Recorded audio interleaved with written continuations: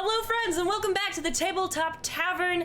It is so good to see you. I'm going to allow my wonderful players to introduce themselves, beginning with Victoria Shaz. Victoria, and I play Lione LaBelle. I'm Pippin, and I play Ariadne and Kylte. And I'm Doe, and I play Gris Littlefoot. All right, and I am Jenny. I will be your DM forever and always. Welcome back to Season 3 of our very first campaign. For those of you who weren't here, last episode on the Tabletop Tavern, the party escaped from the last Temple of Hetrasil with the offering they came for, as well as an unexpected new addition to the party. They quickly hurried back to the city of Alis, where Lione managed to grant Marius eternal health using the spell she mysteriously received, curing his lycanthropy. When last we left off, Marius had asked Lione a very important question, and Leone's mother, Leonida LaBelle, had just stormed into the room. Are y'all ready for today's session? Oh, I'm so ready. Very. All right. I'm ready for it. Here we go. Leone's mother, Leonida LaBelle, stands framed in the doorway to Marius's room. Gripped in one of her hands is a silver leash, attached to the end of which is a glittering collar, just covered in all kinds of precious gemstones, which has been fastened around the neck of Twig, the baby vulture. Leonida's face is flushed this like deep crimson shade of red, and her hair is in like kind of disarray. Like she's got a lot of flyawaves. Like she just came in here in the heat of passion. Her eyes are glittering with this like odd mixture of hope and rage as she takes in the scene before her. Lione and Marius are mid-embrace. Ariadne and Gris are very excited for their friend. There is a ruby and diamond ring sparkling on Leone's hand that Leonida is just fixated on. Lione LaBelle, what in Sune's name did I just miss? Lione lets go of Marius, kind of locks eyes with him, and then turns around and is like, Mama? Leone? Marius is healthy. Oh yes, I can see that. What the hell is on your hand? He also proposed to me. And did you say yes? Of course I said yes, Mama. I'm so happy, and I'm so angry that I didn't get to see it. But mainly I'm happy. Oh my, in Sune's name, he proposed here in this bedroom, in this sick room. Marius. He couldn't wait. It's great. He couldn't wait. It's really good. It's really fine, Mama. It's romantic. I did just save his life and all, you know. Yeah, this is true. I thought he was just not feeling very well. Yeah. Sure. Leone just shakes her head. Marius is standing there, like, watching this entire interaction quietly. People close to death generally don't feel very well, no. What matters is that he's fine now. The particulars, irrelevant at this point. I feel like it might be kind of relevant, Lione. But your daughter's engaged. It's exciting. My daughter is engaged. Oh Wedding. My goodness. All right. Well, there's so much to do. All right. Well, what time is it? What time is it? Marius, over there. What time is it? It's nighttime. It's nighttime. It's nighttime. Yeah. I'm tired. I'm tired. Lione fake yawns. Dinner time? Can I roll performance to see how well I fake yawn? Yes, you absolutely Because if I can make it, I want to try and make this as convincing of a fake yawn as possible. Meanwhile, Gris kind of like sneaks over. Fuck me. Okay. What is Lione doing? I'm sorry, what is Gris doing? She's sneaking over and she's like trying to grip the leash for Twig away from Leonida. Oh my god. Leonida has it like in a vice grip in her hands. You're welcome to sleight of hand it away from her if you want to. Yes, I will. I'll give it a go. Leon, And in the meantime, I got a 3 + 9, 12 on my performance. Leon, I can tell that you are not tired. I'm tired enough to have to sleep. Mama? All right, so when he proposed, how did he do it? He got down on one knee, Mama, and he presented Grandmama's ring with these, and she. Okay, Gris, how did your sleight of hand check go? Not well. A 9. So you Can me distracting her be a help action? You go to grab the leash right as she lets it go to grab onto Leone's hand and pull her hand as close to her face as possible. As she does this, Ariadne, Marius is kind of like sidled over to you and like digs an elbow into your side and is like, "Do you have your flask on you?" And I like slow turn to look at him. I'm just like, I'm offended and angry that you could ask such a question of me. And I pull it out and I just go like, He like I can't believe you. unscrews it and takes a gigantic gulp, puts the lid back on and hands it to you, and he's like, "That's going to be my mother-in-law." Yeah, I push it back, like, as he goes to hand it to me, I, like, gently, like, push it back towards him, and I'm just like, yeah, good luck. And I give him, like a bro, like, the slap on the back where I'm just like, I got you, whatever you need, except anything to do with that. He's just, like, watching them. Lione, your mother has her hands just, like, firmly wrapped around your hand and has dragged it as close to her face as possible. And goes, "Oh, he added rubies." Yes. The diamond was Grandmama's diamond, and Leon kind of looks at Gris. Grandmama's diamond life. was used. It was used. It went missing. It was gone. It was important. It was needed. Maybe you won't think so. I think the rubies fits me very well. I think it's fiery like Lione. Honestly, I was so worried about you becoming a spinster and me never getting any grandbabies. I was... We're talking about that already. Okay. Well, first comes love, then comes marriage, then comes babies, right? Yeah. I yes. mean, Just like torn between like nodding in agreement with Leonida, but also like wanting to support Lione, but also nodding in agreement with Leonida. No. Your friend Gris, she wants you to have grandbabies for me. I would like to be maybe a like secondary grandmother. Yes. I'm not saying it's not going to happen. I'm just saying I'm a half elf with lots of time to do that.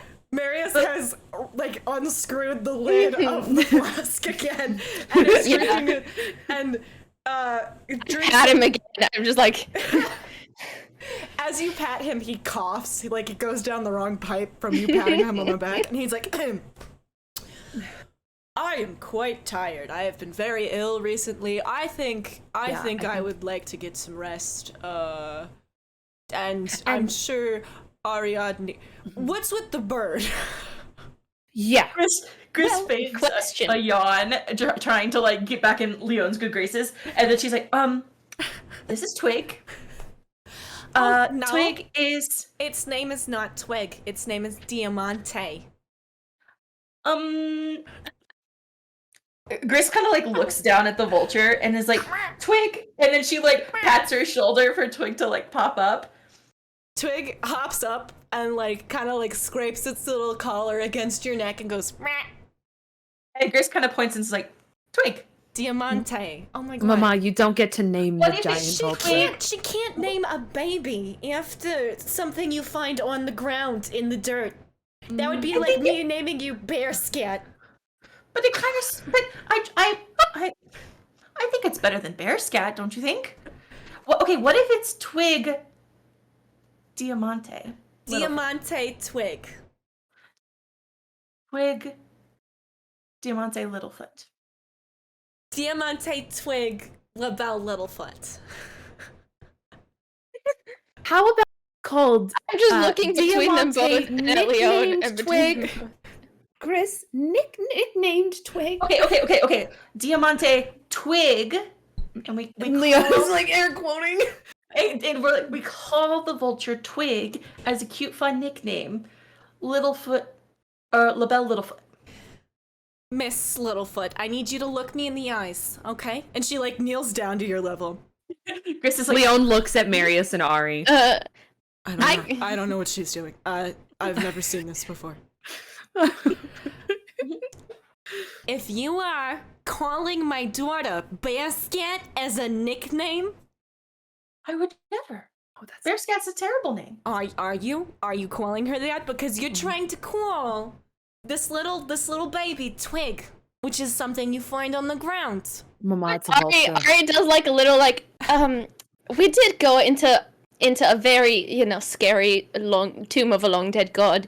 And yes, to help Marius, but also like he's a souvenir. I think Chris can.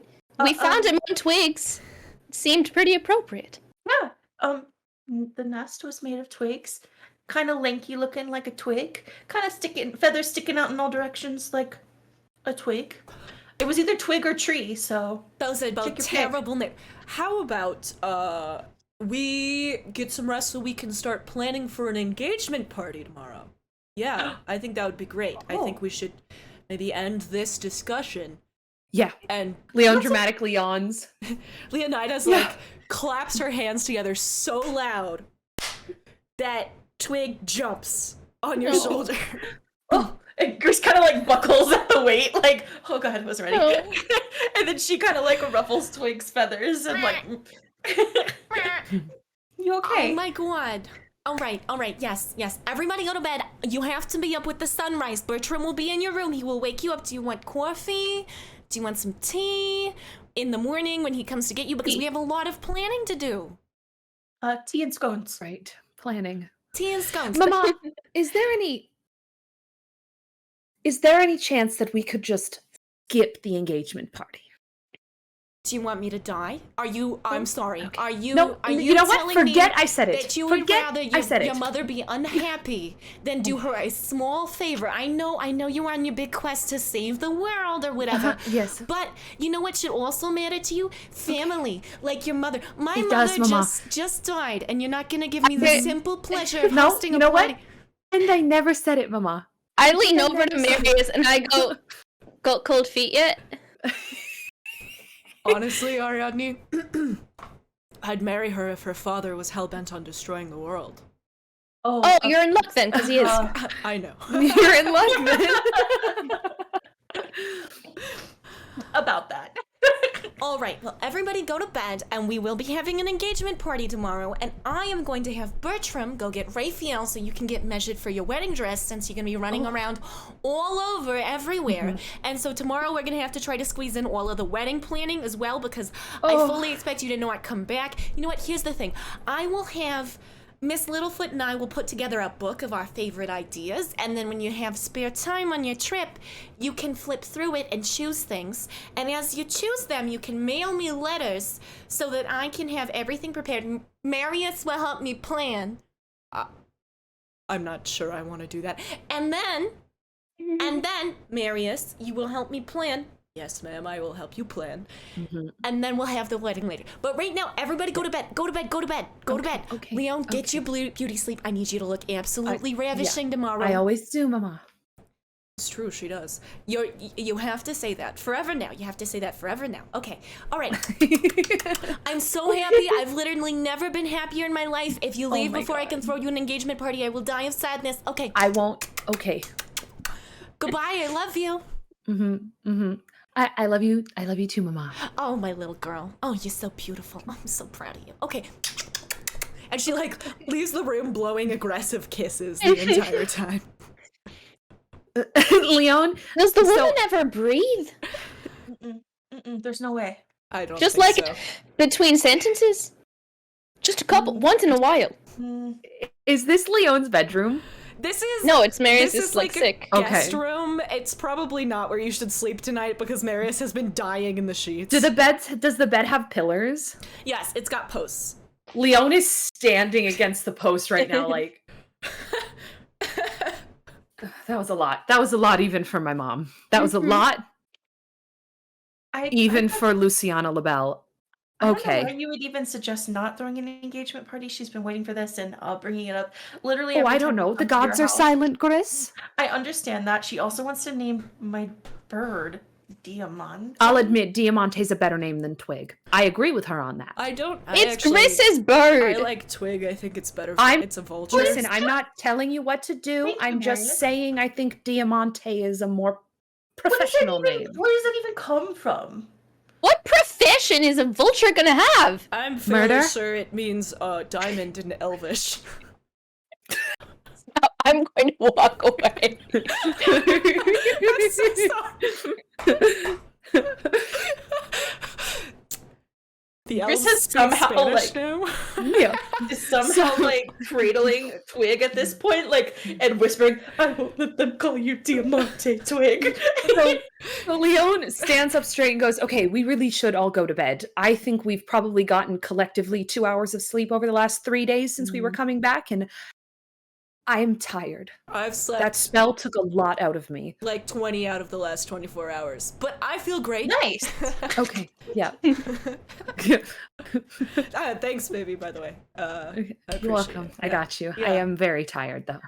Marius, before we go, I might have said something that was offensive. You didn't hear it, but I love you and I appreciate you. Okay, thanks. And she kind of like waddles out the door with Twig in hands, like, I'm gonna walk away from that now. Hey, Ariadne, Yeah. did Gris want to let me die? She didn't want to, but Lione was making some very poor decisions. I was not making poor decisions. I needed to steal from the altar of a god, and Gris didn't want me to. But the only Listen, way all that we this is happened... like a second to like talk about it as a party. You know, I think we've been through enough to do that. Fair, but also... And you know what? It's your pearl. It's your boyfriend. You do whatever you want. I'm just saying. You know, it was a moment of weakness of being like. He gave us literal instructions, and I turned to Marius. I'm like, you told me not to let her do stupid things. We were just trying to keep her from doing stupid things. Did you say that, Marius?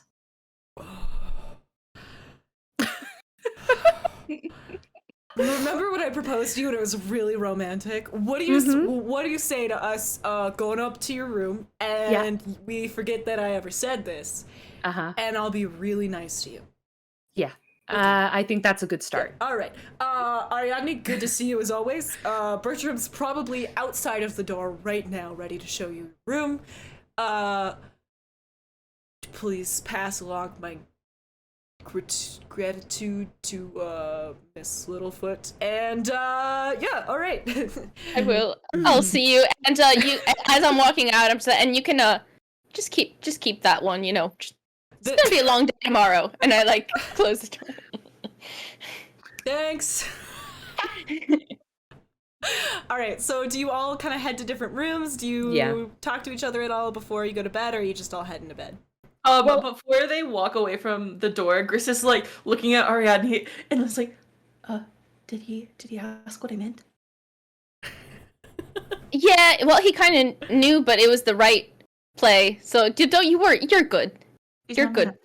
No, he's more in danger of Lione being mad than anything else. Okay. And she's like, well, Bertram? Oh, yes, Mom. I forget which way the rooms are that we stay in. Oh, very good, Mom. Bertram has like appeared in the hallway. It kind of looks like maybe he was like standing behind a tapestry this time, just kind of watching this unfold as opposed to like being summoned by his name for once. And he's like, very good, Mom. Follow me. And Ariadne, Mix Unculty, are you coming with us? Well, yes, I do expect so. Generally, that's what I do. I just follow these folks around.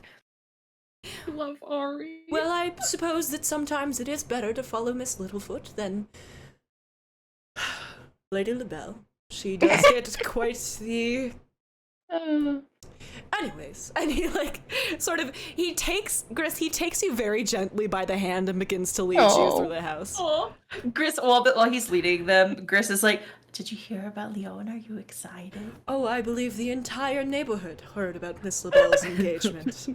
I guess it's hard not to when Leonida's shouting. Luciana does have quite the voice on her. Mhm. It's all right. I get confused too. You know, it's There's a lot of L's in the LaBelle family. I'm gonna be honest. it's an odd naming convention that I dearly hope Lady LaBelle and Sir Marius will not carry on. I mean, it's all about the alliteration. So if they were going to carry it on, wouldn't it be like either something with L's or something with S's? Because steel. Ooh, Shamrock Steel sounds like a good name. Shamrock Steel sounds like a terrible name. Oh, Shamrock Steel sounds like a bar. It does, actually. I kind of maybe you and Travis can talk about that later.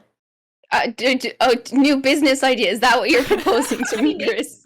Is this the next venture you think Travis and I should embark on? You're right. Maybe you should talk to Marius instead. Yeah. I'll do that, Grizz, and I just smile down. Gris follows Bertram to the bedrooms. You all sort of are shown your individual rooms. Lione, you and Marius go to your room because his room he was literally dying in. The sheets are really sweaty. So then you all sort of like pass the night pretty well. You sleep very well. For the little amount of time you are allowed to sleep, you did arrive pretty much right before midnight. Around 5 a.m., when the sun crests the horizon, you are each awakened by a sharp rapping at your door and escorted down to breakfast by Bertram. Luciana LaBelle is seated at the head of the table. It looks like she's been awake all night. No. She has like spools of parchment everywhere. She's got like a quill in her mouth. She's just sort of sitting there. She's scribbling things furiously on pieces of paper. She's got ink kind of splattered on her. She also has like various drawings of dresses in front of her. Several ideas listed on a sheet of paper, you know, strange mix of like common and some sort of appears to be made up language that she uses for her own shorthand. She looks up as you all enter and stands up very hurriedly, sort of out of breath. Ah, all right. Hello. Good morning. How did you all sleep? Can I actually have Lione come down like a few minutes later? Yes, absolutely. Because there's something I want her to examine like in her room before she comes down. Absolutely. Okay. Ariadne and Gris, you arrive before Lione, and Marius, you're just sort of like, you arrive, you're pretty tired, and Luciana is delighted to see you. Gris kind of rubs her eyes and she like just kind of gazes across everything that like Luciana has spread out, and she's like, wedding plans or engagement party plans? Both. Both. Yeah. Okay. Here's the thing about my daughter. She gets her head set on one thing and she can't think about more than one thing at once. So right now she's thinking about her father, about the end of the world or whatever. So I've taken it upon myself to do all of the wedding prep right here, right now, because she needs to approve things, and I'll be sending her letters and whatever. But right now it'd be great to like have things approved. I guess I should really focus on the engagement. Anyways, hello. How are you? I approach the table and like pick up a drawing of whatever, whether it's a venue or a dress or whatever, and I just go, and here I thought you'd have had this planned since basically the day Lione was born. Okay, well, I have, but it changes every time, and honestly, without my mother here, she doesn't have any input, so like, the other thing is, honey, listen, I am overbearing. I know this about myself. I only have one daughter, and I love her, and I spoil her, and I'm hard on her, and I'm everything to her, and more importantly, she's everything to me. And so I want to be able to give her ideas, but ultimately it is her wedding, and she can choose where she has it. However, the engagement party, that's about me. I'm showing off my beautiful daughter and her handsome husband-to-be, and everybody's going to regret any time they made her cry or feel othered, because she is beautiful and she is successful and she's getting married while all of those little bitches, their marriage is fair, okay? Nobody's going to be calling her knife ears when she's marrying a handsome, accomplished military man. Chris nods like enthusiastically and beams at Luciana, and she's like, "Okay, how can I help?" Mhm. And kind of sits down next to her and starts like Oh my examining everything. She's like, just circle the things that you like. Here's a I chewed on this quill. Bertram, can you bring this little foot of quill? Oh my god. Chris just laughs and starts like flipping through pages, and she's like, "Obviously, the wedding has to be shades of red, right? Obviously." Oh, obviously. I was thinking like reds and golds. Obviously, she has to wear white. I mean, the whole wearing white if you're a virgin thing's bullshit, so she can wear white. I mean, if that's the reason, then should she really be wearing white? Well, What if that's... she wore I a mean, crown with rubies? Is it rubies that are the red ones? And she shoots kind of eyes at Ariadne like, I don't know. They both start with the letter R, so I'm gonna say yes. yes. Oh. Rubies are red, garnets are red too. Red would be great. I think like a crown over the veil. She looks beautiful in a crown. I've always thought so. Mm-hmm. And then, Bertram, pastries. Meanwhile, upstairs, Lione, you've awakened. You're Yeah. getting ready for your day. Marius is kind of like putting his hair into his little man bun that he always has. So I would say Lione would get out of bed and kind of like walk over to, I assume she has like a giant mirror somewhere.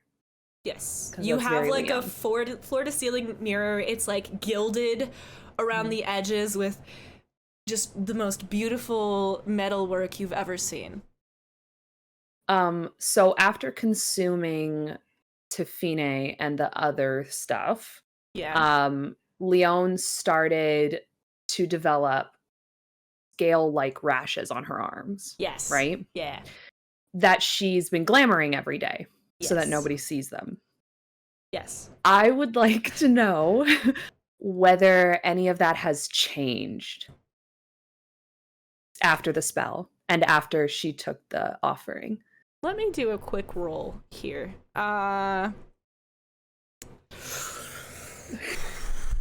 Let's say on a 2 or a 4, nothing has changed, and on a 1 or a 3, it has. Okay. That's a 3. Okay, so Okay. Lione, Oh no. you still have kind of these rashes on your arms. Mm-hmm. You've also you kind of lean into the mirror and take a good look at yourself. You know, you need to look nice today. Presumably you'll have time to get ready for the party later, but you know, you just got engaged. You're feeling very sexy. You look in the mirror and you kind of peer into the mirror and you notice that around your pupils, before like the main part of the iris, has started to turn sort of almost red. Outside, ringing the iris has begun to sort of change to an odd shade of gold. It's not too noticeable unless you're really looking into your eyes. Okay. Lione very quickly casts glamour, covers up the rash, and covers that up as well, All right. so that she looks normal, like she does every morning, and has been the whole time she's been traveling. God. I hate that. Sorry. That was Victoria out of character. Lione would not apologize for that. And she turns to Marius. How are you feeling? And don't lie to me. Honestly, I have never felt better in my entire life. Okay. I am well rested. Okay. I don't have a fever for the first time in so In a long time. The most beautiful woman on the face of the planet is going to be my wife. I slept really good. So you're sleeping? I slept. Yeah, no, I slept. Okay, I slept awesome. really well last night. Yeah. That's great. I'm No so glad. dreams. Well, some None? dreams. Okay. You have me worried that like my spell had caused you to not have any dreams anymore. Oh no, it's just they're not for polite company. I understand. Yes. And she kind of chuckles and winks and says, "We should probably go downstairs before Mama." Oh my god. Oh yeah, no, we wouldn't want your mother to lose her mind any more than she already has. It's gonna escalate today, Marius. It's gonna progressively escalate until the engagement party. And then I'm gonna leave and I want you to know that it's gonna continue to escalate for you. Awesome. I'm so sorry. You're worth it. It's fine. It's fine. Uh-huh. You're worth And it. you know what? Mama will be happy after the engagement party. And if push comes to shove, just say, just get Lione to approve that. I think Lione would want to say in that. And then she'll write me a letter. Okay, that sounds great. Yeah. And that'll be your way to weasel out of everything. Should I just mail myself to you if she becomes unbearable? Yeah. Okay. Yes. All right, perfect. Just have Bertram open up a portal to me. All right. Not that he'll know where I am, but it's the principle, you know? Yeah, no, absolutely. Yeah. All right. You head downstairs, presumably. Mhm. And you can hear your mother asking Ariadne just incessant questions. Oh god. Leon picks up speed. All right, so you're a wood elf, right? I was thinking maybe we could throw this whole thing in Yeah. the flower garden, and you and your druid friend here could really have some input here. So, all right, so here is the flower garden map, and she like unrolls this giant piece of parchment. I hand drew it myself. If you have any questions, ask me. Do you have any favorite That's plants? all one garden? Yeah, your garden's this big? It's the flower garden that we went to. Remember? Oh. Yeah. But seeing it on paper. It's so big. Mm. Yeah. Well, I guess wouldn't Leone's favorite flower matter more? Oh, Good I point, mean, good I point. guess, but like we have a lot of those out in the garden already. I'm asking you for romance, for splendor, for spectacle. What flowers do you recommend? What plants do you recommend? Come on. Chris is Uh, like scratching her eyes. She's like, honestly, I think all flowers are romantic, truthfully. But obviously, like a sunflower is more of a friendship flower, and a rose is more of a romance flower. But I feel like you kind of want to meet in the middle for like a wedding. Or is this I look at engagement? Grizz and I'm just like, this flowers is- are friends? Oh, yeah, there are some flowers that are for friends. No, flowers have friends. Oh, yes, other flowers? I mean, it's just the way you said that, but okay. Well, it's just that, I mean, all beings should have friends. I think so too, but I just wouldn't have thought so. Anyways, yeah, I guess you would know more about that than I'm particular to rock roses, but like those are pretty wild, and I don't know that they're like high class enough for you and Lione. Grizz is like Marius would probably be fine with them, but Oh well, his good taste runs out at my daughter. Okay, here's a thought. What if there's a beautiful arch, and then the back of the arch is kind of like hanging greenery, right? Leon is standing at the door, just Greenery. watching. And then the main part of the arch is a mix of like red and white, and every now and then just some tiny yellow flowers as a hint of gold.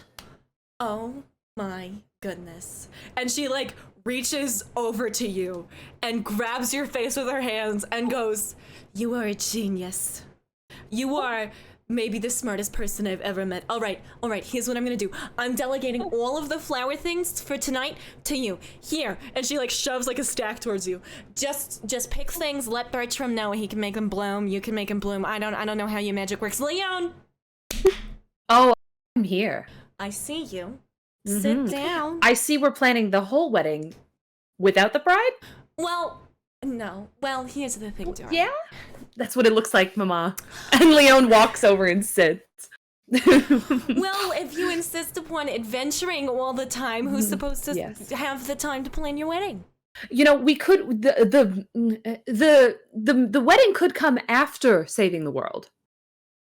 But what if the world ends? Do you want to die an unmarried woman? You want to The whole point is that we're going to save the world, Mama.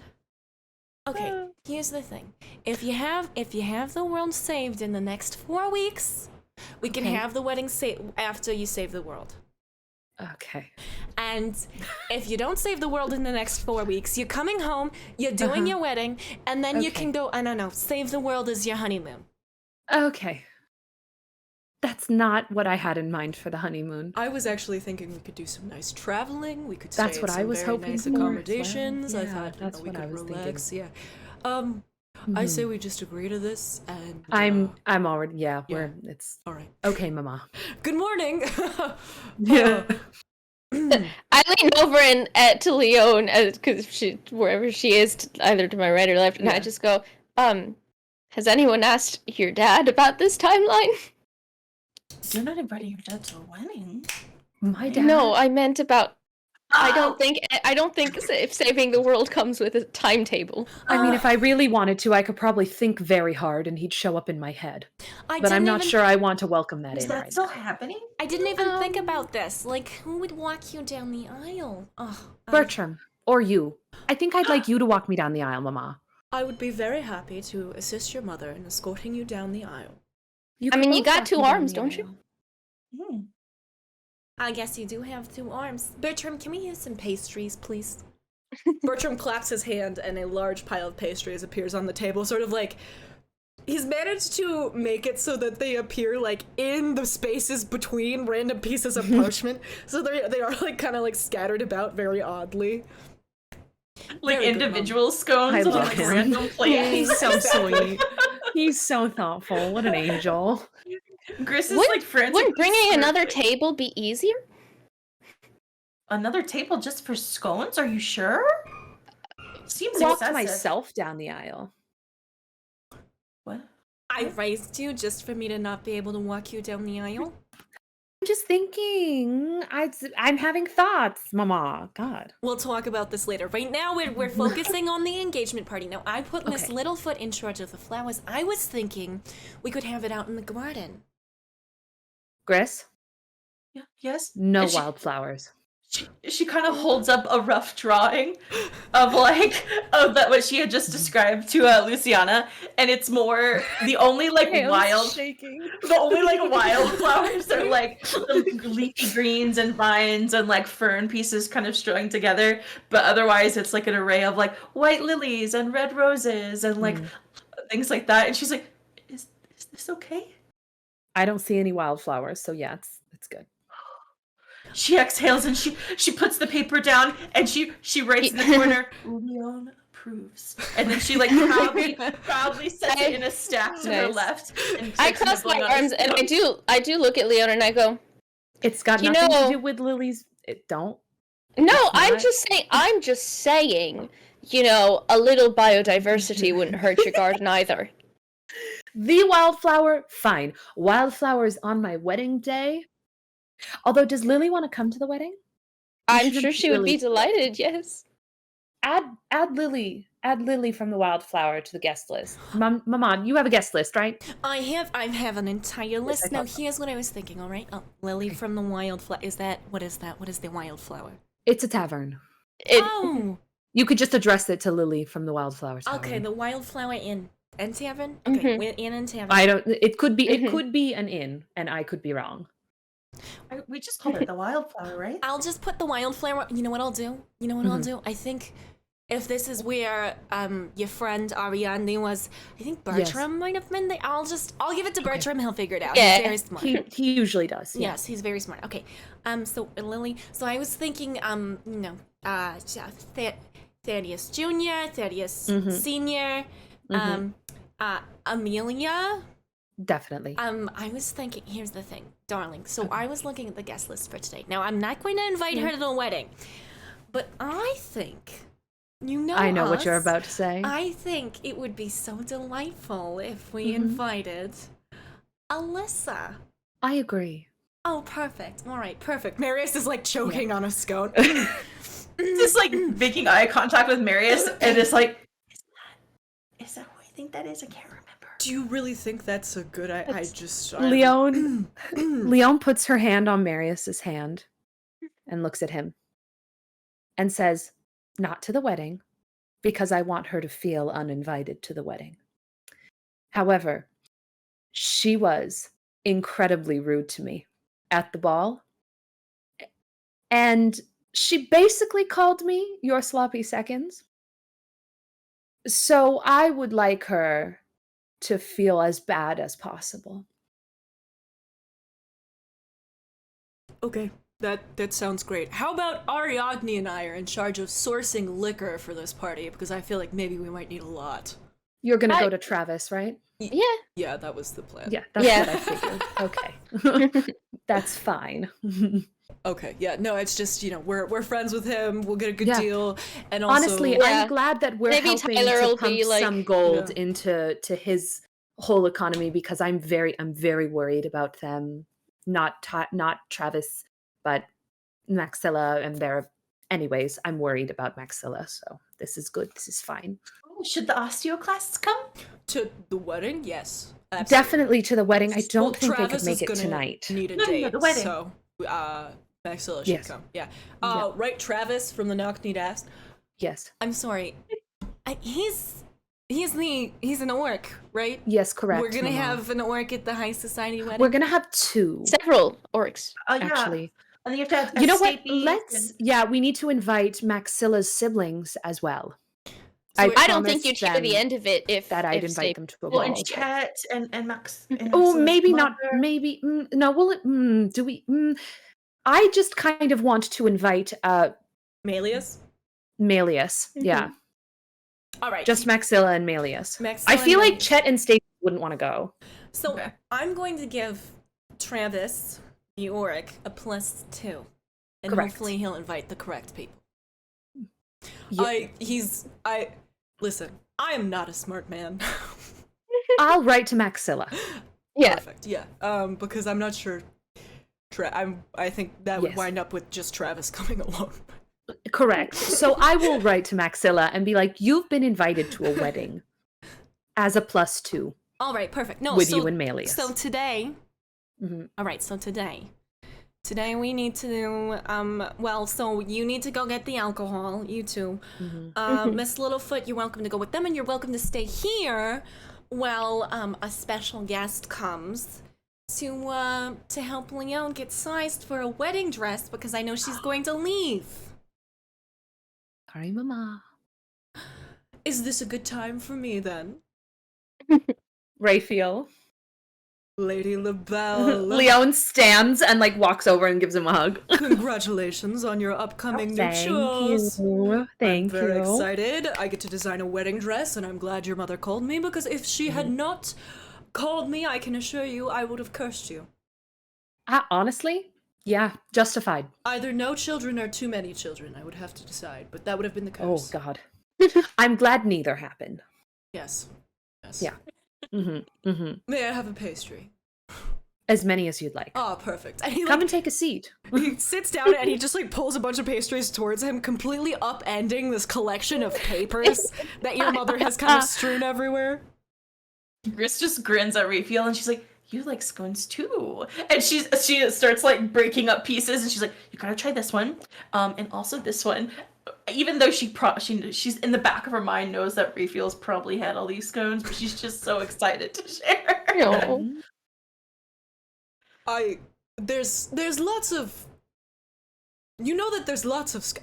You eat yours, and I'll try the ones you suggest for myself. Okay. Yes. Also, Raphael, I'd like to chat about later about whether or not you've ever made clothing for medium to large sized birds. But we can get there. And she starts frantically scribbling. Bird? Okay, no. Are you gonna- We will talk about this now. Where is the bird? Gris kind of is like, Oh no! I Show just me call- the bird. Show me the I make bird. this and I go, Twig! Like this little like baby vulture comes like awkwardly, like it's not really flapping, it like does a couple flaps and like stumbles into the room. Presumably Gris like left it outside of the dining room because she has manners. My this is Meet the bird. Twig. Well, that is quite. I'm inspired. I would be happy to make you medium to large sized bird clothing. But first I have to take Leon's measurements. But then No. Yes, I if didn't we want to have get interrupted. time, I will make the bird a beautiful little sailor suit. Like they wear in the Navy. Marius is like, Leon is doing the same thing that Marius is Gris doing. is beaming, and she's like, "Do you think, I don't know, maybe like a collar that looks kind of like a, I don't know, well, a human collar, I guess." Ari's just chuckling, but they turn to Leone and they turn to Marius and they just go like, I hope you know I will be considering the bird a higher rank than you.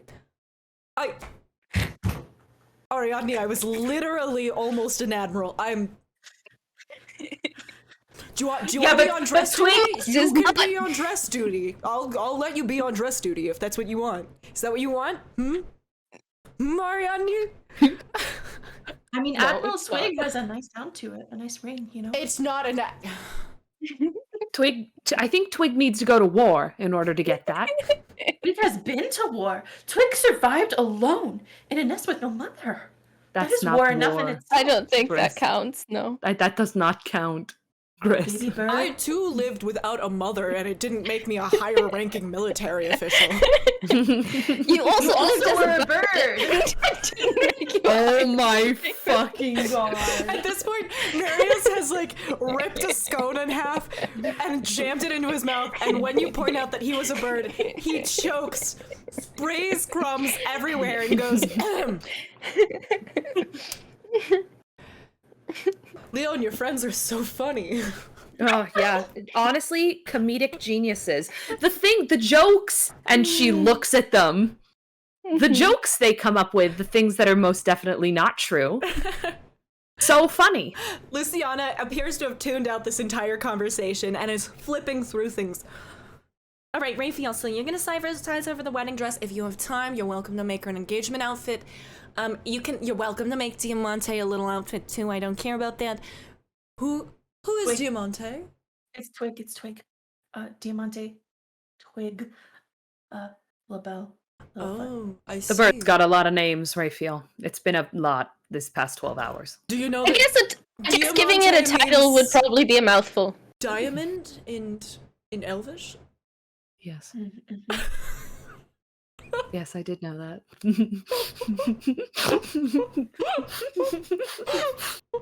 I'm so sorry. Deep breath. I didn't say anything. And she's like, Twig means a barren stick you find in the forest. Gris, I do think we all knew what twig meant. I just feel like I appreciate the definition, though. Miss Littlefoot, you are a pleasure as always. Leon, why don't we head upstairs? Yes, And I will please. size you. And Ariadne, it sounds like maybe you are going with Sir Marius off on a grand adventure. We're gonna go Yes, get very epic. beer from a half-orc. But yeah, I guess. Very epic. Yeah. See you later. I'll, baby, I'm sure you will look radiant. I'll see you tonight, this evening. Yes. Miss Littlefoot, Gris. Maybe get her a glass of champagne while this is all happening. Ariadne, you ready to go? Do you need anything? Yeah. Do you need, I look over and I'm just like, I never have anything to need. I generally have everything in this bag. I don't have a lot of things, Marius. You're right. Oh, Bertram. Bertram appears. He appears and he gives a little smile to Raphael. It seems like maybe they know each other. And Bertram goes, "Very good, Sir Marius. How can I help you? I took their flask. Do you have anything?" And Bertram, from seemingly nowhere, pulls a large bottle of elven liquor and hands it to you and goes, "Perhaps you could give this to your friend at the bar, any leftovers to brighten his day," and steps backwards and seems to be really opposed to being in the same room as Luciana, who's currently just literally throwing parchment all over the room, in a fucking fervor. All right, so you go get sized. You go get sized. White dress, Raphael. White dress. Anything else she's allowed to do, but it has to be white. It has to be white. It's a wedding dress, ma'am. I know how wedding dresses work. Okay, come on. Let's go upstairs. Do you all kind of part separate ways? Yeah. All right. Yeah. Who should we I start give with? Twig some scritches, and then I follow Marius. We're gonna start with Lione. Lione and Gris, you follow Raphael upstairs to a room that appears to just be dedicated to Leone's entire wardrobe. It's attached to her bedroom, almost like a walk-in closet, but is easily the size of her bedroom, if not larger. you have a whole That room tracks. for clothes. Yeah, this is what I currently have in my wardrobe. I kind of have the same 2 tunics and 2 pairs of pants, maybe. Well, this is just what I've been wearing recently. I have a bunch of like a few seasons ago stuff in storage. Oh, Mhm. As she says this, Gris, you notice that the walls are literally lined with hangers, okay? Like, there's probably a good 300 different outfits in this room, along with several dozen sets of shoes, quite a few necklaces, although you've only ever seen her wear either her grandmother's pearls or the amulet that's always around her neck. Several sets of earrings, just mountains of clothing. In the center of the room is a large, like, settee sort of situation, a sort of padded seat on which several people could sit. And adjacent to that is sort of it's not really a podium so much as a raised platform on which someone is to stand. It's sort of shaped in a circle so that someone can go around it easily. Presumably this is used for standing on while being measured for new outfits. So Lione immediately heads in the direction of that, knowing that that's where Raphael's gonna want her. Raphael's like he's got this bag, and it appears to be a bag of holding or something, because he's pulling out like 1,000,000 tape measures, a bunch of pins. He's got this like large bolt of fabric, and he goes, "Oh, this is not the fabric I will be using. I'm just measuring you with it to sort of mark where things would be for a pattern." Miss Littlefoot, definitely. you look ravishing. Oh, thank you. I thought I would tell you. I love this whole look of yours. It's very eco-maternal chic. Yeah, I think you're right. I like that. Eco-maternal chic. Well, that's my vision And- for you. Always. You just get me, Raphael. Thank you. And she like walks on over with Twig at her heels and kind of sits down happily on the settee. But instead of like sitting on the edge, she just kind of like hops up into it and sits cross-legged on the whole thing. Oh my god. So cute. Raphael goes, Bertram. Very good, sir. Oh. Raphael, how are you? I'm very good. Can you bring Lady LaBelle and Miss Littlefoot some champagne? It's kind of traditional for this sort of thing. Very good.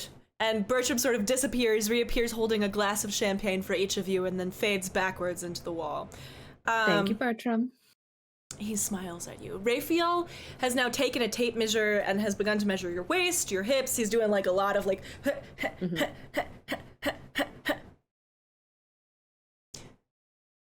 Lady LaBelle, I recall you mentioning that Sir Marius was quite ill. He appears to be much better now. Yes, we found to heal him. Hmm. The wonders of magic. Chris's eyes are wide and she's just nodding, sipping champagne. Well, that's not any spell I'm familiar with. It seems like it was a very old spell. I found it. I found it. She did, mysteriously. And it also might have had a mysterious warning. Lione casts message and says, "Stop talking, Gris." Just crosses her arms and kind of a little. Found it where exactly? On a piece of paper? And where was this piece of paper? Raphael, you're just gonna tell Valdethus, right? I don't really talk to anyone else, ma'am.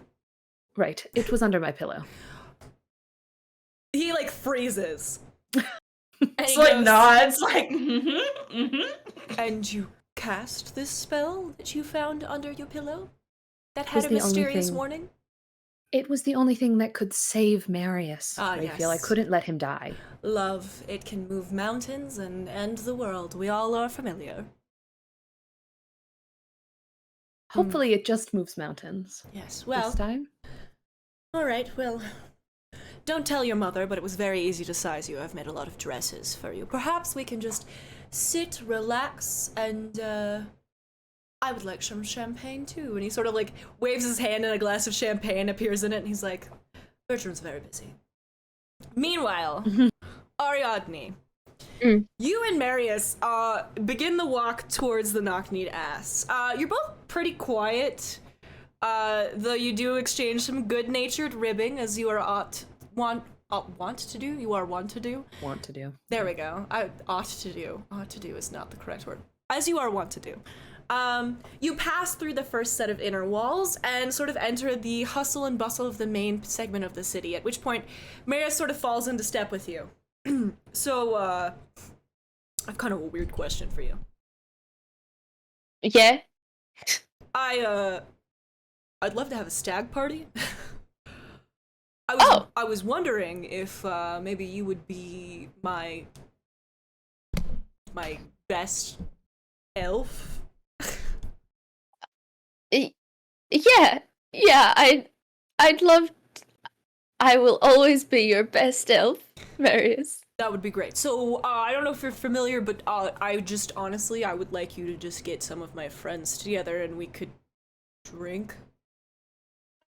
That sounds like a party. How many stags are there supposed to be?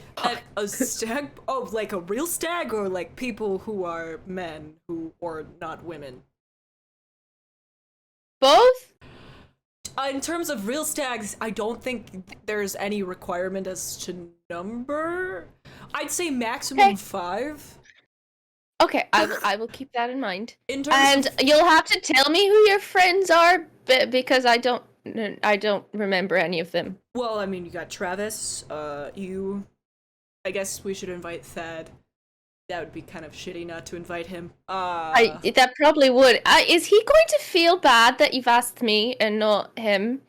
Honestly, Ariadne, the last thing I want is some kind of crazy stag, party with those succubi that take their clothes off to music, and I'm pretty sure that's exactly what he would play. That's what yeah, no, I'm sure, I think that's the kind of guy to invite 6 stags. Mm-hmm. That's just too much. Exactly, yeah, no, maximum 5 stags. At this point, you've arrived at the knock-kneed ass, and he just kind of, pushes the door open and walks in super casually. It really contrasts with your friends who always sort of, hesitate and have, a good 20-minute conversation about what they're gonna say in this bar. He walks in and just gregariously goes, Travis! Travis is like, Marius, it's good to see you. You look healthy. Ariadne, you're here too. Marius looks healthy. Right? Yeah, we didn't die, and we made it so that he didn't die, so all's well. Okay. At this point, Marius is, leaning on the bar, real casually. He's got, his head on his chin on his fist, and he goes, So, Travis, we have 2 questions for you. I poke him, and I, point at the jug that we brought. And a gift. 2 questions and a gift. Travis is like, okay, I'll take the gift first. Gift first. Good choice. I would make the same. Marius sets the bottle of Elvish whiskey on the counter, and Travis looks at it for a minute, looks up at you, Ari, and goes, "You know, to an orc, this is basically piss, right?" Yeah, it wasn't our choice. It was given to us as a gift for you. This is basically White Claw. Yeah, but I mean, I would always love to spend more time here, so might as well have something that I'll okay. Enjoy. That's fair. Okay, what are the questions? Marius is still waiting. Okay, so first of all, an announcement. Lione and I got engaged. It's pretty cool. Travis is engaged to be married. To be married. Yes. Okay. Congratulations. It's the human thing to say, right? Congratulations. It is the human thing to say. I learned that recently. Okay, yeah, because I was thinking it would be something may your warbride join you in glorious combat in the name of Grumsh, but that feels weird and formal. That does feel a little bit formal, but it's this lovely sentiment all the same. Thank you, yeah.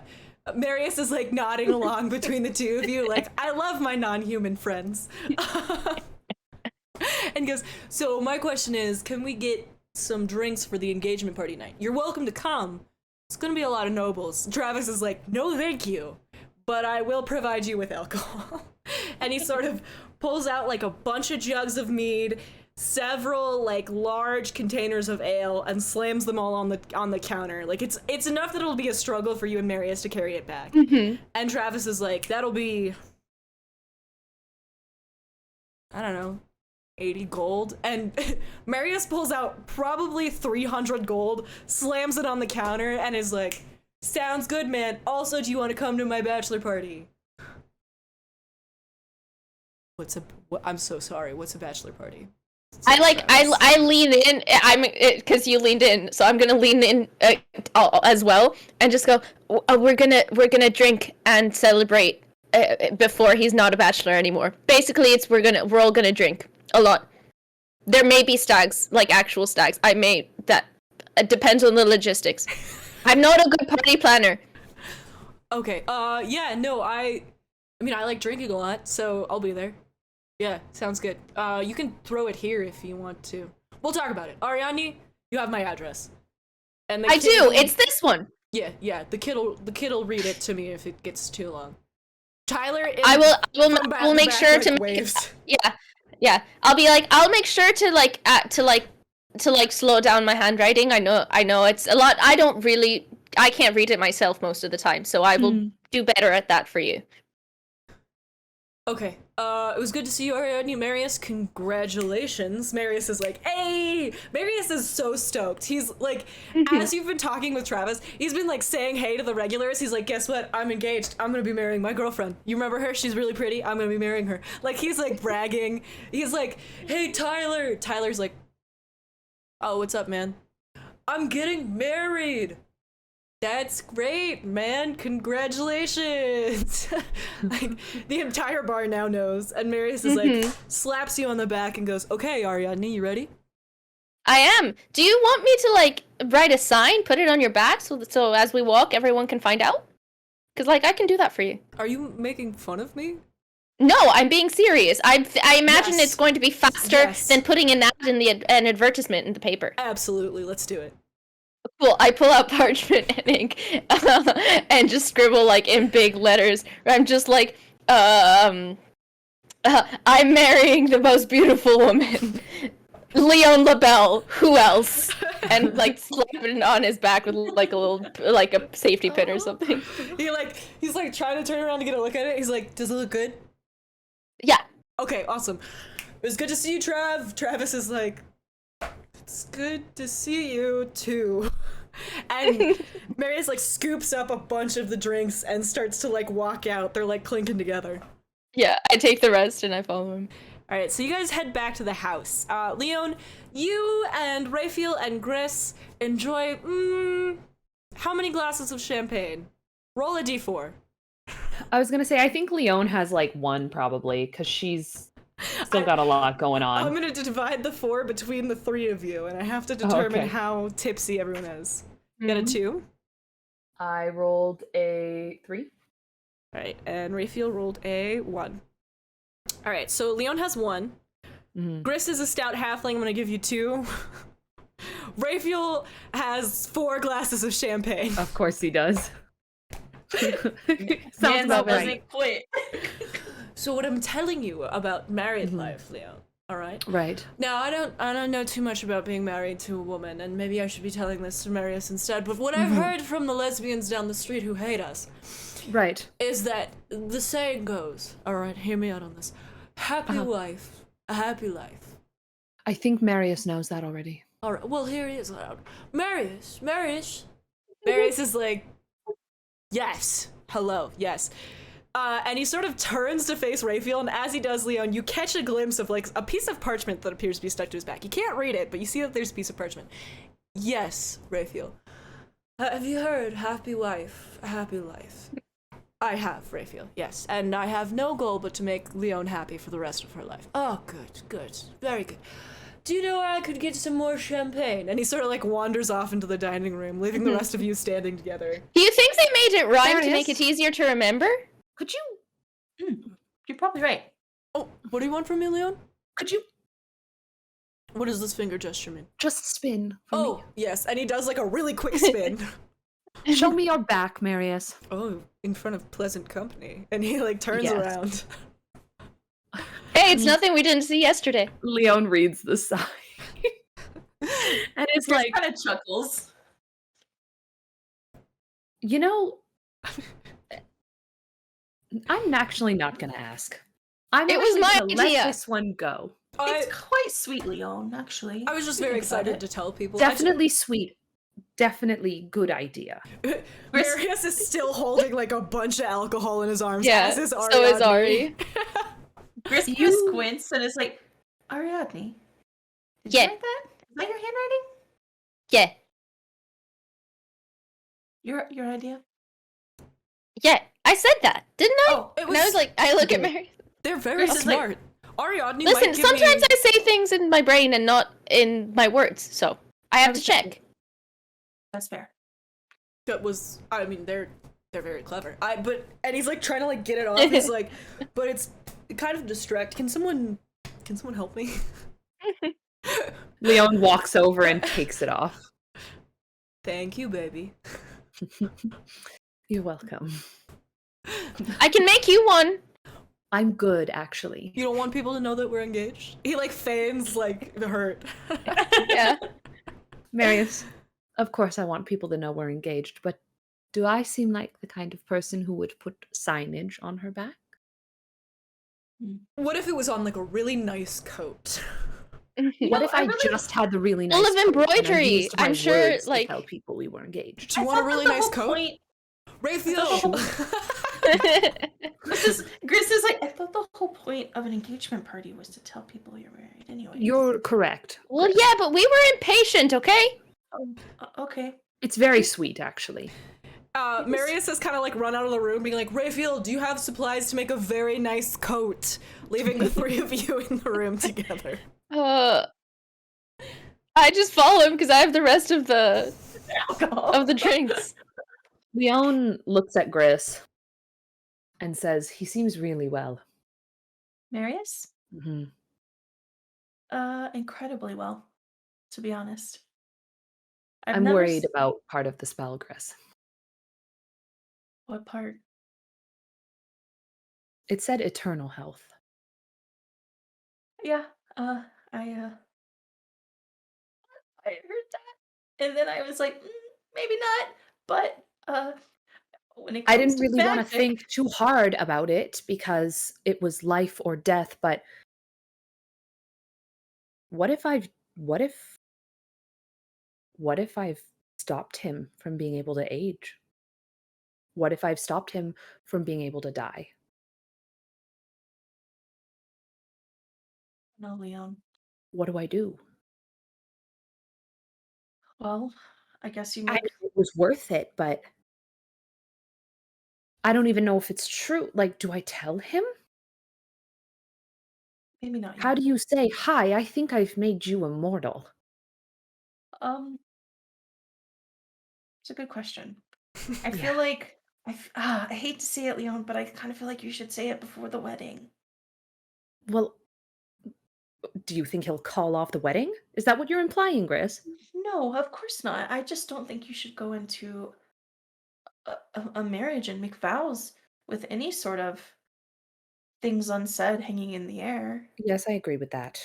But we don't even know if it's true. Like, I could just be reading into this spell and it could not be the case. Okay, absolutely. Right? But What if it's not even true and then I But cause wouldn't you drama think- for nothing? But wouldn't you think Marius would rather know and help you through that? But know 'Cause- about what? What if it's not true? He'd still like to know what you're thinking. I think Yes. it's better to just tell him and then y'all figure it out together. I just don't want him to worry. I think he'll worry if he finds you worrying later over something he knows nothing about. Yes, okay. I guess that's a fair point. But also, if I know anything about magic, there's probably some other weird stipulations. But maybe we need to bug Tyler again. Still feel like there were some things left unsaid with that one. Yeah, listen, Ari recognized the writing, that it was his writing, and then he was like, I'm a wizard. He's kind of a weird kid. I'm not But sure. if how his did he know memory's all there. corruption? How does he just know corruption? And then he was like, I left it under your pillow. And I was like, you're not a graceful swan. You did not ollie in and out of my window without me noticing. Isn't there some weird connection with wizards and some sort of like? It's the word's not patron saint, but like Oh. you know. Gris, I don't know. I was born with my magic. Do you think I've done any research into any other kind of magic? I Did know other somebody people can have say that they magic. had a question about wizards? Oh, that's a Yes. great idea, Bertram. Bertram has like Bertram. emerged behind y'all, and he's like, Bertram, "Hmm, we have a dilemma. Okay, so hmm." Who's the you know the patron spell. saint of wizards? Okay, that's not quite what I was going to ask. You Oh, know okay. the spell. I mean, is there a patron saint of wizards? What even is Or a do, patron do saint? wizards have patron saints? So let me Are you break this looking down for for the you. word patron? Just in Oh, general? just patron. That's I don't know Yes, what that what's- means. That's not wizards. That's a more unsavory type of caster. So here's what happened, Bertram. The spell that we used on Marius. There were two kinds of writing on the spell paper that I got the spell from. One of them Ari recognized as Tyler, Who is a wizard? I don't who know is a a Tyler. self-proclaimed wizard. He's the one who is always Hangs out down with at the Travis. knock-kneed ass with Rides Travis. a skateboard. Mhm. I don't believe that Also- there are any wizards at that residence. I would know. Well, what? What kind of magic user is he then? Because he told us he was a wizard. I don't very well know. There are quite a few casters who could resemble wizards. You yourself are one, Lione, and Miss Yes. Littlefoot, I do believe you are a druid, correct? Different people get their magic through different ways. Lione, you Okay. were born with yours, Mm-hmm. due to your own parentage. And then, of course, you have Miss Littlefoot, who draws her magic from her spiritual connection with nature. And then you have me and Raphael, who gained our abilities in the arcane arts through years of study. And, well, let's see, what other types are there? Well, and then, of course, you have the clerics, who get their Right. powers through their gods. And then, of course, you have the warlocks, who...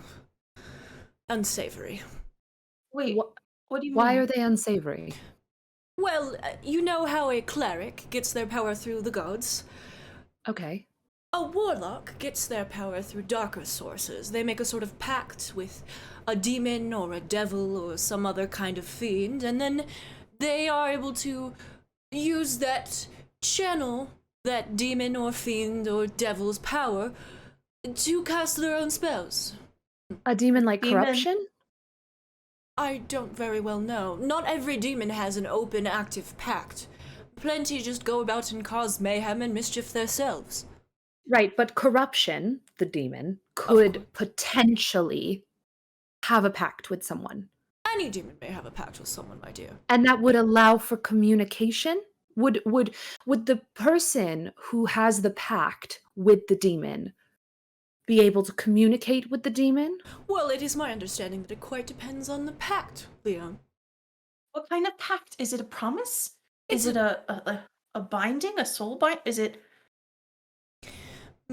Well, Leon, you know how you made an oath to Sune? Well, Yes. this is a sort of oath in and of itself, except it's a little bit more like a contract. Okay. And you sign away your soul, or what have you, to a creature, and that creature grants you powers, provided that you perhaps do them the occasional favor. I know quite a few warlocks who do not do their demons favors, and their lives are very hard. So Bertram, Hmm. you mentioned that you and Raphael studied your magic. Would that be something that is costly? Oh no. When you have a natural gift for the arcane arts, but it's not nearly as strong as, say, a sorcerer's natural gift, you may be selected by, say, the local ruler or nobility to be trained in wizardry so that you may further advance your abilities. Of course, there are those who pay for themselves, but I, for instance, was selected by Leonida. She noticed my power and paid for my schooling on the requirement that afterwards I were to serve her family for all of my good years. Oh, that feel. Bertram, are you okay with that? That feels a little like a contract too. Well, Miss Littlefoot, pretty much everything in this world is a contract. You yourself have a contract with your circle. You may be able to wander freely, as where I may not, but you live and die by their word, do you not? You are also entered into a contract with your husband, the contract of marriage.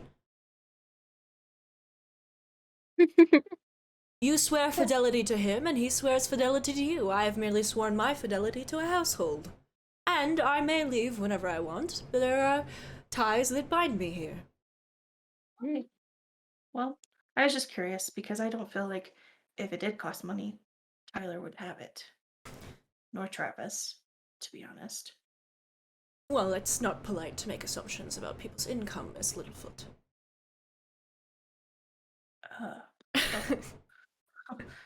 Sorry, Bertram.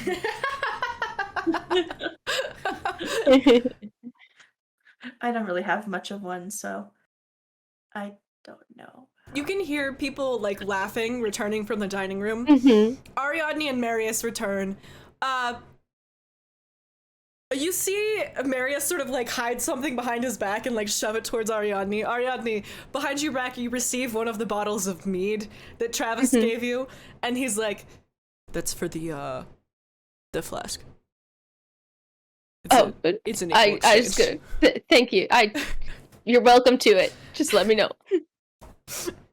And they're sort of like, okay, well, I don't know about you. I would like to maybe bathe, change, Yes.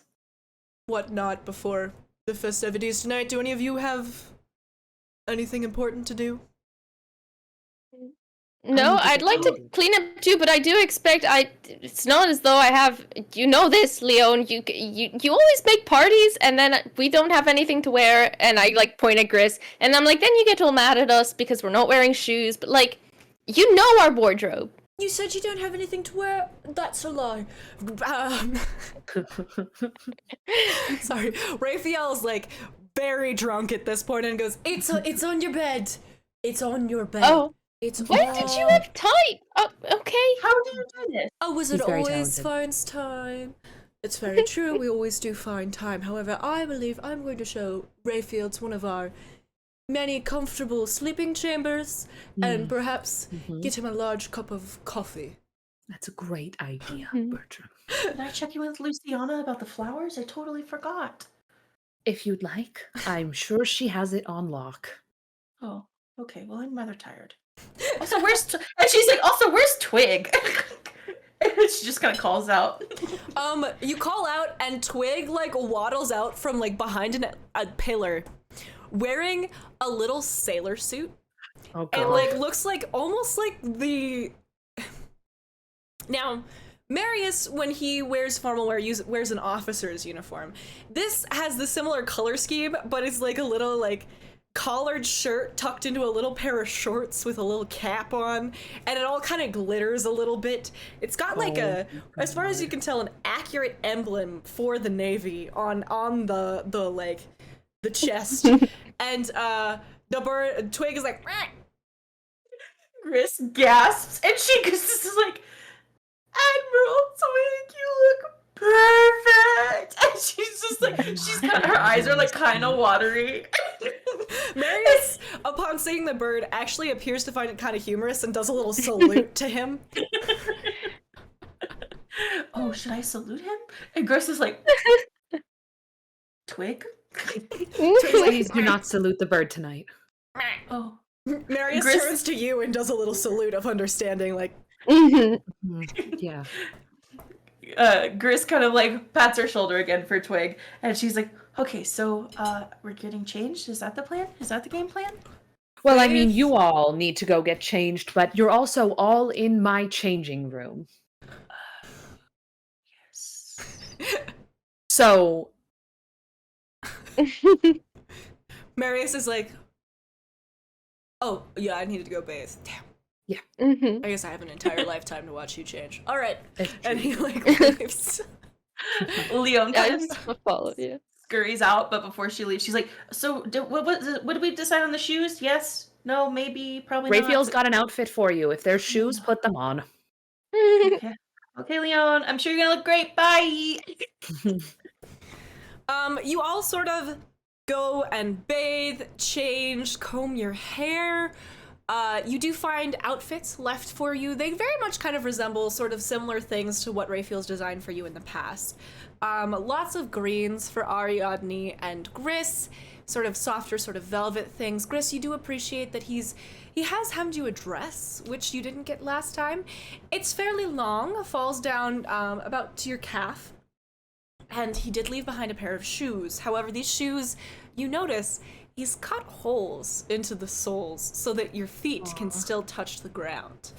Ariadne, he's left you a flowing pair of pants and a sort of doublet that is held together by these like almost satin covered buttons that is very lovely. He also has left behind a fanciful hairpin that seems to be made of some kind of like hammered steel to pin back the one piece of hair that always sort of falls right in the middle of your face. Convenient. That was not a subtweet, I'm so sorry. It sounded like one. He has also left behind a new pair of foot wraps. He seems very enthusiastic about constantly giving you foot wraps. These are gold. Lione, he did provide you with a dress if you care to wear it. It's Absolutely. a lovely shade of red. And sort of shorter cut than most things you would wear. With a sort of sweetheart neckline and sleeves that hang off your shoulders, as well as Love a that. small golden sort of circlet for you to wear on your head. Done. Leon puts it on. All right, And her Marius- grandmama's pearls. Perfect. Marius does wear his officer's uniform, as he is wont to do for formal situations. And evening comes relatively quickly. You find it takes a while to get ready. Gris, you do find to kind of fall asleep for a little bit. You take a little bit of a nap. Twig cuddles up against you. Ariadne, you don't sleep, but you do take a few moments to meditate, sort of recenter yourself. There's been a lot of hubbub today. You had to deal with Leon's mom being absolutely the most. Outside through the window, when you take a break from your meditation, you can see Bertram walking around the garden, seeming to cast a series of spells. Eventually, Raphael joins him and appears to assist. The evening begins at sunset. All of you sort of gather downstairs and make towards the garden, greeting each other, saying hello. The garden is already full of people. There's a sparkling fountain full of champagne from which people are filling glasses. There's a spread of delectable food on a long table covered in white linen. And the focal piece of the garden is a beautiful archway, the back of which is sort of a woven tapestry of greenery, and upon which grows roses and lilies dotted with little yellow flowers. The entire garden is unseasonably in bloom. Flowers that should not be growing for several months have been sort of coaxed with magic to be fully spread out, open. All of the roses are perfectly open to the sunlight as it is bathed in golden light. And you all sort of enter together, though Lione and Marius do hang back a bit, presumably because Lione wants to make an entrance. Absolutely, Leon wants to make an entrance. Leon presumes that her mother has a plan for the entrance. She does. And She does so indeed. she looks at Marius and says, I am certain that Mama has a plan for this entrance. Before we go in, Yes. Sorry. I Yes. want you to know that I love you.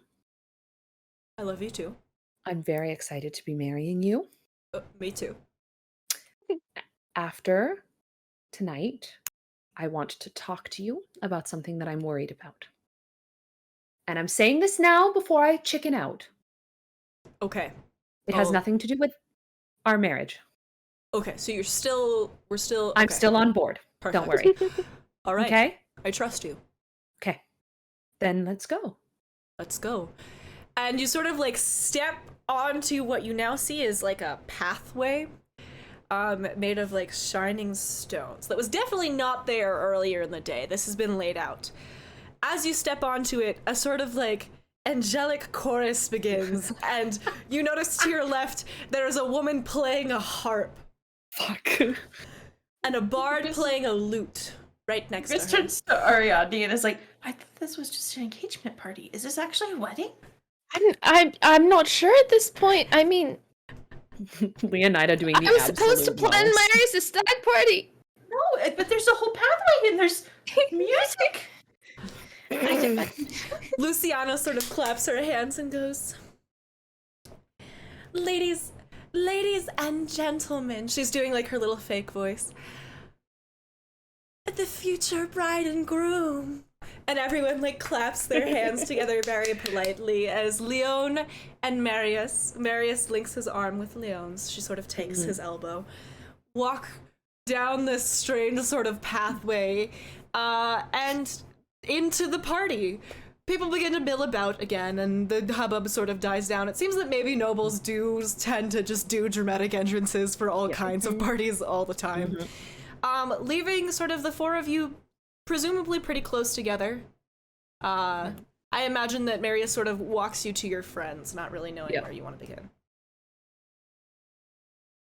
Well, we should probably make the rounds, right? That's what we do at these things, right? Oh, like talk to people? Yeah, Yeah, like you and I probably have to go and talk to people, right? You know, Lione, how about... I'm gonna go see if my father came. Oh, I no. did invite him. It'll just take a few minutes. Right. How about you mingle until then, you and your friends, and I will be right back. You got it. Yes. Okay. He sort of like disappears into the throng of people. Mm-hmm. Chris looks at Leone and she just kind of smiles brightly and she's like, "You do look really lovely, Leone. Thank you. And I'm really happy for you and Marius." Me too. I didn't actually ever think I was going to get married. Of course you will. Of course you would. Everyone was so You are. awful before Marius. Well, yeah. That's kind of how it is. I mean, he's pretty high bar for you. And I'm also sorry for judging you for all the things that you did in order to save Marius. Because I would have done the same for Reese. So I admire that. We literally went to Hell's Portal to get Reese. Yeah, you did. And I look. So I was not you did listening to the fight things for- that you were saying Yeah. because the things you were saying, the things that we have already done for that man, they were not adding up, Chris. I know, but sometimes when it's someone else's shoes, you get a little bit more perspective. And then I realized that I was terrible and I was being very bossy. Terrible is a bit much. I mean, I said some awful things about Marius, but the point is, But he understood because listen, and I like look at Lione too, and I'm just like, the only reason we were so hard on you is because the man literally made me promise to keep you safe and not do anything stupid, which is hard to do because have you met yourself? I have met myself. And I say it like smile and say it. Lione says, I specifically told him not to say things like that because it doesn't work. well, just like you, Marius is also really stubborn. So Yeah. I he's know. got to say it anyways. The more people tell me not to do things, the more I'm likely to do them. Yes, I've noticed. Yeah. I'm not going to say it's my strongest character trait, All I'm but it's saying, one that I know is part of me. okay, just be aware. Sorry. Okay. You all sort of like are standing there talking for a few moments. Gris and Lione have that little heart to heart. Ari pokes some fun at Lione, and Marius returns. Falling behind him is Thad and the lovely Amelia, who's sort of like draped around Thad. And Marius goes, "Okay, so my father did not come."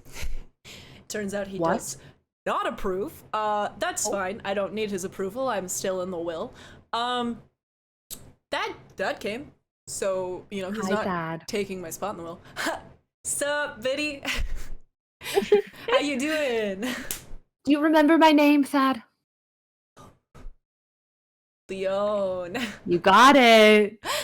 Of course he got it. He's very smart. Lione, you look so beautiful. So do you. Amelia How takes are you? both of your hands and goes, "I'm so happy for you." And then I'm so happy for you. She steps back and she's like, "Show me the ring. I'll show you mine if you show me yours." Leon holds out her hand. Amelia does the same. She's like, "Oh." She's like, wait. Amelia, I just realized something. What is it, Lione? We're gonna be sister-in-laws. We're gonna be sisters. I always wanted a sister. I mean, I have sisters, but they're terrible. I've always wanted a nice. I don't have any sister. siblings, so it would be nice to just have one. Oh, oh my god, we can drink at family functions together. Very exciting. It's I don't very really drink that exciting. much anymore, but you know, with Thaddeus involved, I might. Yeah, he's the worst. I'm sorry, Thad. No, it's fine, Biddy. He sucks. He's terrible. Congratulations, Leon. Aren't you glad I proposed like a while ago so that Marius got like the idea or whatever? I am certain that that's where he got the idea, Thad. Thad, you did not invent marriage. I need you to know this.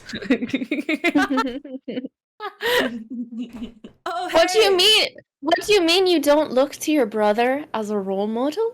Well, why wouldn't he look to me as a role model elf person? It's nice. I think I've met you. What's your name? You've met You him have. multiple times, Thad. Ari, several times. Oh yeah. Wait, I invited you to my stag party.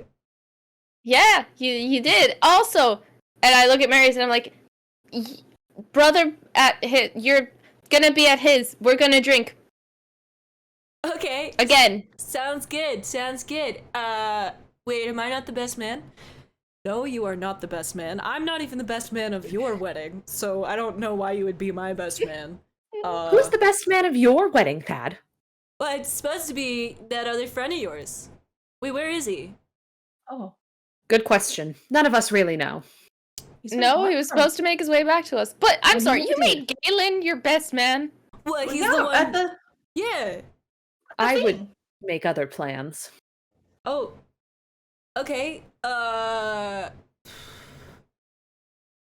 Ariadne, you want to be my best elf too? You can't steal your brother's best elf.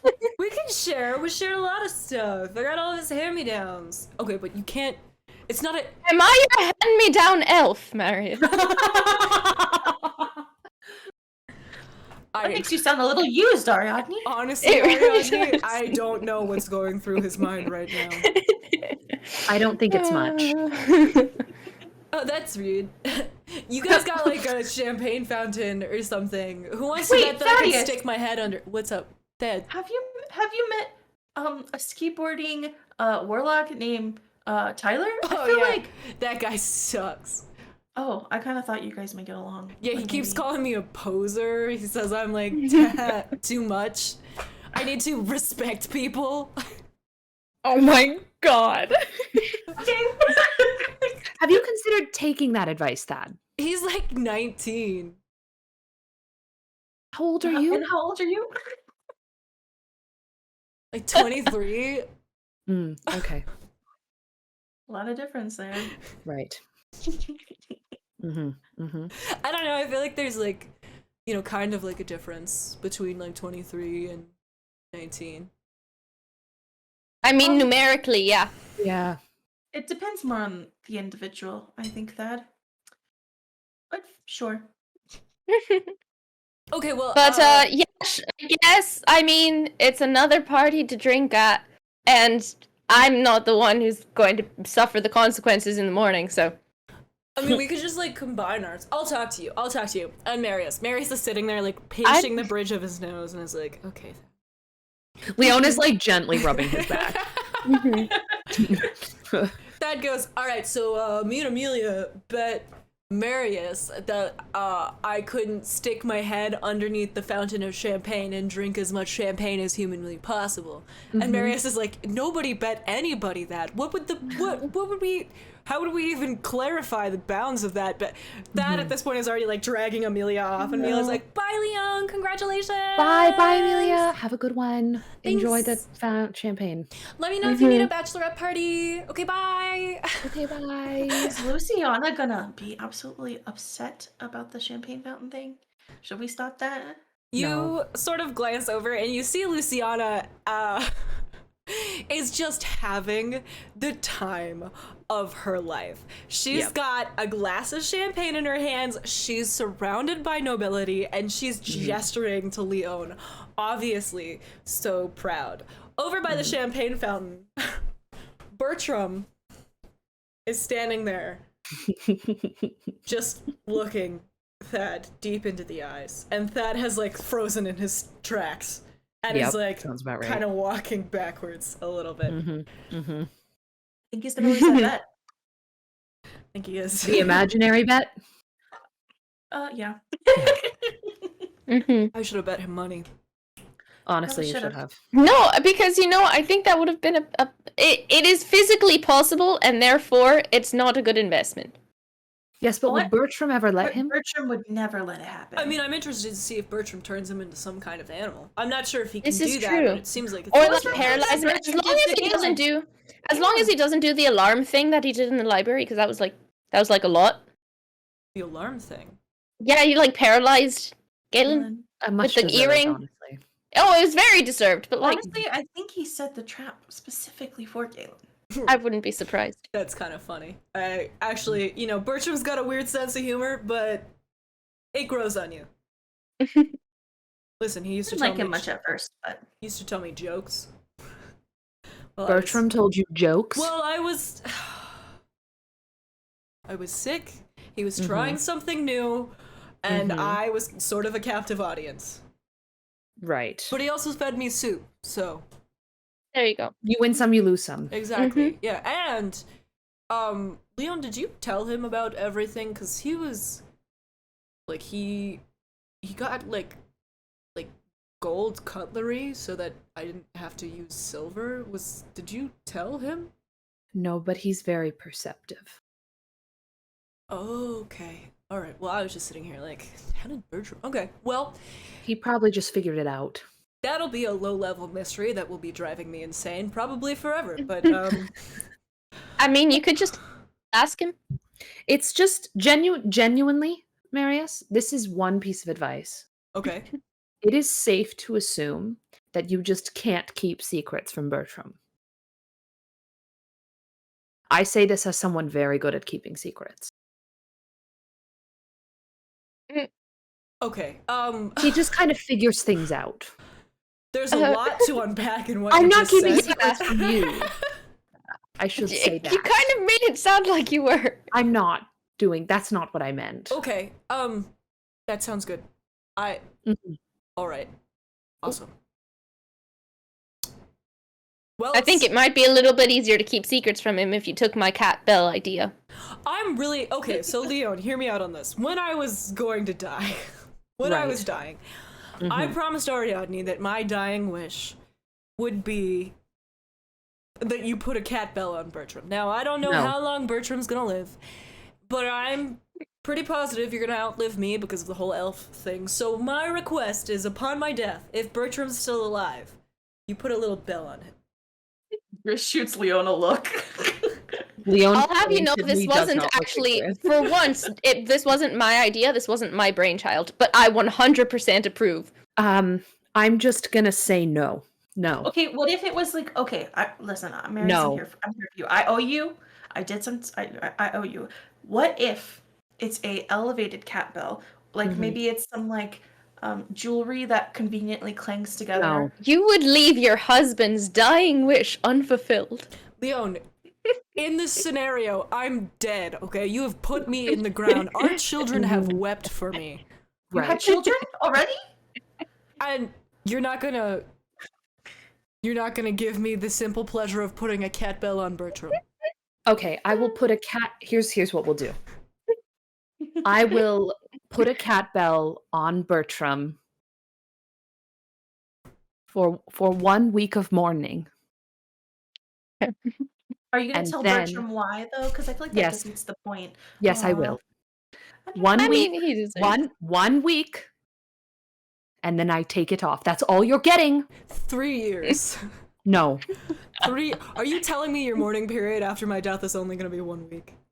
I'm telling you that Bertram's mourning period is only going to be 1 week. If you want a cat bell on him. Okay, hear me out on this. The man who told him jokes and fed him soup. I'll talk to Bertram. I think that it should be his mourning thing all the time, and so let's say someone else in the family dies, he has to do it for like a certain period of time depending on his closeness of relationship with them. You think that he should wear a cat bell when he's in mourning? Yes. Yes, I do, Leon. These are the things we're going to need to discuss before we say I do, Marius. 14 days. Yes. 14 days, is that okay? No, a week. I'll give you 10. We'll compromise. Lione, you got me down from 3 years. I'm sorry, from eternity to 3 years to 14 days, and you're not going to give me 14 days. I drive a hard bargain. 12. I'll give you 10. 12. 11. 11 it is. I love you. Done. And I love you. And now Leone looks at Gris. Chris is like, Yes. About that, Marius. This is not Leone actually saying that. That is out of character. The party sort of progresses as the night wears on. People start to get a little bit more rowdy. Some beautiful floating lights appear, presumably conjured by someone, and the entire area is sort of bathed in this lovely, romantic, almost fairy light-esque effect. People are starting to get pretty drunk. The nobles, if there's one thing they like to do, it's go hard on free alcohol, even though they could definitely afford their own. Lione, you and Marius sort of mill about the party, talk to people. Ariadne, you actually find that Marius has invited a couple friends from the military, including a couple of monks. It turns out that monks as wanderers are often actually military members. Quite a lot of use for fighting, spiritual leadership, that sort of thing in the military. You sort of talk with them a little bit. Gris, you hang out with Ariadne for quite some time, but also go and examine the flowers. You find that you're quite pleased to find that they've been well fertilized, well cared for, not trimmed too far back, but not left to just, not quite flower enough. Someone has taken very good care of these. So you all mill about, you're having a good time. Lione, you find yourself sort of standing alone in the middle of the party. You've talked to a lot of friends, a lot of people. You can see Ariadne sort of seated on the ground with someone in a military monk uniform. They seem to be chatting. Ariadne pours them another drink from the bottle that Marius gave them earlier. You can see Gris and little baby Twig are seated on the floor. Somebody brought their child, ill-advised. You don't remember inviting children to this engagement party. Children were not invited. But this kid looks to be a noble and is just thoroughly enamored with Twig's whole thing. Gris seems absolutely delighted by this child's interest in her pet, and the two of them are just having an absolute blast. Marius is in conversation with Thad, and though he seems a little bit annoyed, you can actually tell that he's quite happy that his brother came, even though his father did not. Your mother is sort of seated on a chair, talking very loudly with someone, though you can't quite make out what she says. It sounds a lot like just lots of excited yammering. You yourself are standing alone in the center of this sort of garden area when you feel someone's presence. Someone is approaching you. Lione turns to face the direction that she's being approached. Standing in front of you is Alyssa. Alyssa is wearing just like the lowest cut gaudy dress she possibly could have chosen for the occasion. You can pretty much see her belly button in this thing, okay? And it's quite short, even shorter than your dress, which you were a little concerned about the length of. Yeah. She's fairly inebriated as she approaches you. Lione, it's so good to see you. Right back at you, Alyssa. How are you? Oh, Have you been enjoying the evening? I have. Thank you for throwing this wonderful party. Normally second marriages just don't get that much attention. I mean, I don't really think your first one got that much either. So I guess when the first one doesn't get much, the second one would.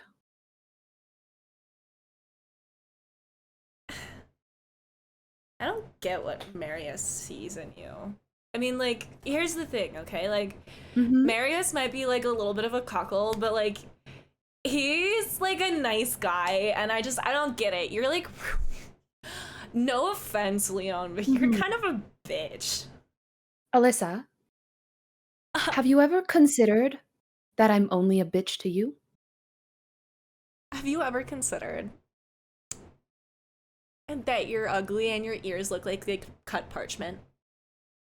That insult didn't hurt me when I was like 7. It certainly doesn't now. Oh, you want something that'll hurt you? And she like takes a heeled shoe and kicks you. No.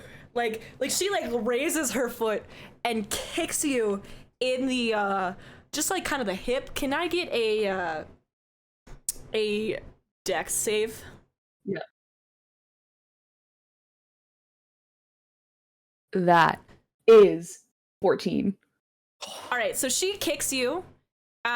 It does land, but doesn't really land where it was intended, which presumably would have been like in your crotch kind of area. She doesn't seem to quite understand what fighting is. But she kicks you, and her unarmed strike does 2 damage. Ooh. Ooh. Ouchie. Lione kind of brushes off where she kicked her and said, "Was that supposed to hurt? Alyssa, you do not want to do this." Alyssa's like crying a little bit. She's like, fuck you, Lione. Okay. Why do you get to be happy? Alyssa, you ruined your own marriage. You do not get to be mad at the people who pick up the ones that you left behind. Okay, whatever, Lione. Everybody would... Of course you, with no father, would choose the guy with no mother and be his sloppy seconds. Alyssa, it's that kind of attitude. That's why nobody likes you. Ooh, Lione, she goes to slap you in the face. Okay. Let's have a dex save. Okay. It's gonna be DC 15. Thoughts and prayers, everyone. Cross your fingers. Mm-hmm. Was 16. Alright, so she goes to slap you and kind of like throws off her own rhythm. Or her finger like brushes your nose but doesn't actually hit you. But it's an action that draws enough attention that people are starting to like look over a little bit. As she does that, can I get close enough to her to be able to whisper in her ear? Yes. As she's like trying to slap me, I want to say, I want you to know that I have set many people on fire that were far more armored than you. So you need to watch yourself in front of all of these people. And then I step away. She like kind of regains her balance and she goes, fire? You're a freak. Mm-hmm. You're a fatherless You need to go. freak. And she like sort of like takes off her shoes and throws one at you for good measure before stalking out of the garden. Okay. Everyone is watching at this point. Let me see. What's your AC? 17. Okay, so the shoe hits you in the forehead. Lione kind of, I guess can it hit her forehead and Lione would just grab it? Yes, absolutely. Okay. Lione grabs it and looks around and says, Gris, Ariadne, at this point, you've noticed what's going on. Yeah. Just kind of like gets up from her combo and starts kind of walking in that direction. Like, I gotta make sure she's okay. Lione kind of looks around at everyone and like says, I mean, what would a party be without a little drama, right? Marius has been watching this entire thing. Like, he very much has the expression of a guy who's like, my girl can handle herself. Like, I'll have made my way over to him just to be like, all right, let's just enjoy the show. Kind of like, is this a clapping moment? Is this a nodding moment? Is this a toasting moment? Marius, as you sort of wonder this, answers your question for you, raises a glass of champagne and says, to the fabulous Miss Lione LaBelle, my wife-to-be, and everybody sort of lifts the shoe. Never drink Baileys. After that, the night sort of begins to wind down. Bertram begins to sort of lead the most inebriated guests towards various carriages being driven by servants, etc., and begins to send people home until it's just you, Luciana, Bertram. Ray feels asleep on a bench, so he's there, but he's not really conscious. And Marius, and 3 of you, all standing in the garden. Well, that's done. I mean, I enjoyed It's actually myself. I think it went really well. I think it went really well. Aside from the whole And Leone, like, pretends to throw a shoe. Who throws a shoe? I thought that was the point of inviting her, though. It was like for something to happen. I didn't expect her to throw a First of all, she threw a kick. I don't think anybody saw that, but she did kick me. And Leone kind of lifts up the hem of her skirt and shows a little bruise. It's like a teeny tiny baby bruise. And she's like, she kicked me. And then I told her she didn't want to do this. Then I told her that her being so awful was why nobody liked her, which is when she tried to slap me. Yes. I saw that. That was funny. Yes. Yeah. I also threatened to set her on fire, Leone, which is when she left. I didn't do it, though. Leone, listen, honey. And your mother's like pretty drunk. She is kind of like leaning on. She's got her head resting on Bertram's shoulder, and he gives her like a little pat. And she's like, Leone, honey, we invited her for the drama. We love drama. The LaBelles, we love a drama moment. We just we think it's entertaining and fun. It's a little bit flirty. It's a little bit sexy. Exactly. Also, It's just like so confused. Also, did anyone figure out whose kid that was? No. No, but I thought it was another Do halfling. you know that even has children right now? I Did you just say I thought it was another halfling? Yeah, I mean, they're the same Sorry. height. That's a little offensive. Like a little bit. I'm sorry, Grace. It's just you're like it's your height, and why would there be a kid here? I don't know, but they really, Good really question. enjoyed Twig and were complimenting Twig's sailor suit, and we were just cracking up and playing with Twig, and yeah. Gris. Mhm. I don't know if I want Twig at the wedding. Not maybe with you.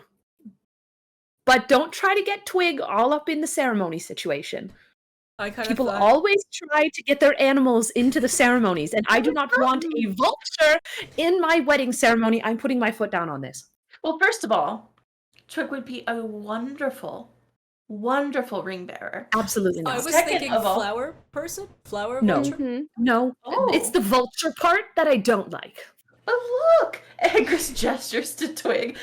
Look how cute when he accessorizes. Define cute. Twig at this point coughs up like a rose petal and is like, Oh, yeah, don't eat roses, baby. Chris is You like, can have Twig with you. Twig is not the ring bearer of my wedding.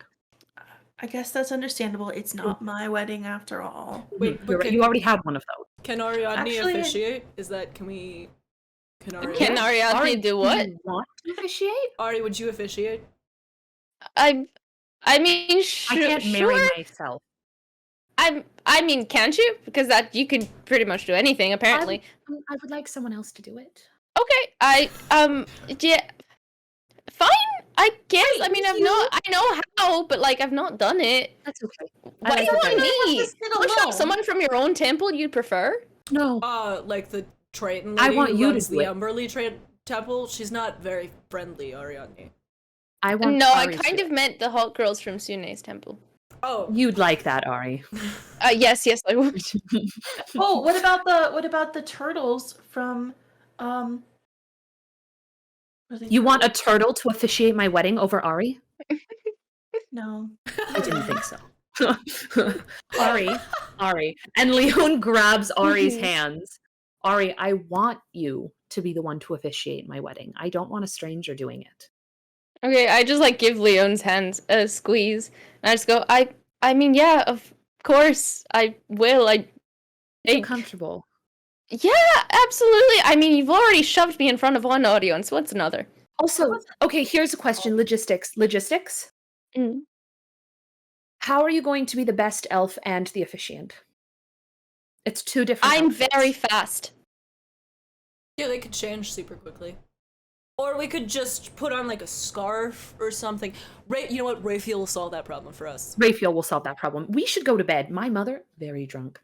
I'm not that drunk. Hey, has anyone ever noticed how handsome Bertram is? Bertram's Yes, and like- that's my cue to leave, actually. Bertram's like, I think everyone should go to bed. Yes, I agree, Bertram. Chris is kind of like mumbling, like, do I have to sit alone at the wedding if everybody's in the Well, you're bringing Reese. Oh, Reese can come? Gris, What kind of question is that? I don't know. I'm inviting Maxilla, Marius, and Travis. Of course, Reese can come. I saved him from the dream realm in a volcano. True. Also, True. you're married. You can bring your spouse, Chris. That's, exactly. That's allowed. And Everyone gets a +1. Ari can bring Lily. Well, we're inviting Lily. But, like, you can bring Lily as the +1 if you'd like. Wait, do I get a +1? Oh, are you my +1? Yes, we're Marius, we're the ones getting married. Marius, sometimes I really see the resemblance between you and Thad. It's very rare, but sometimes I do see it. Listen.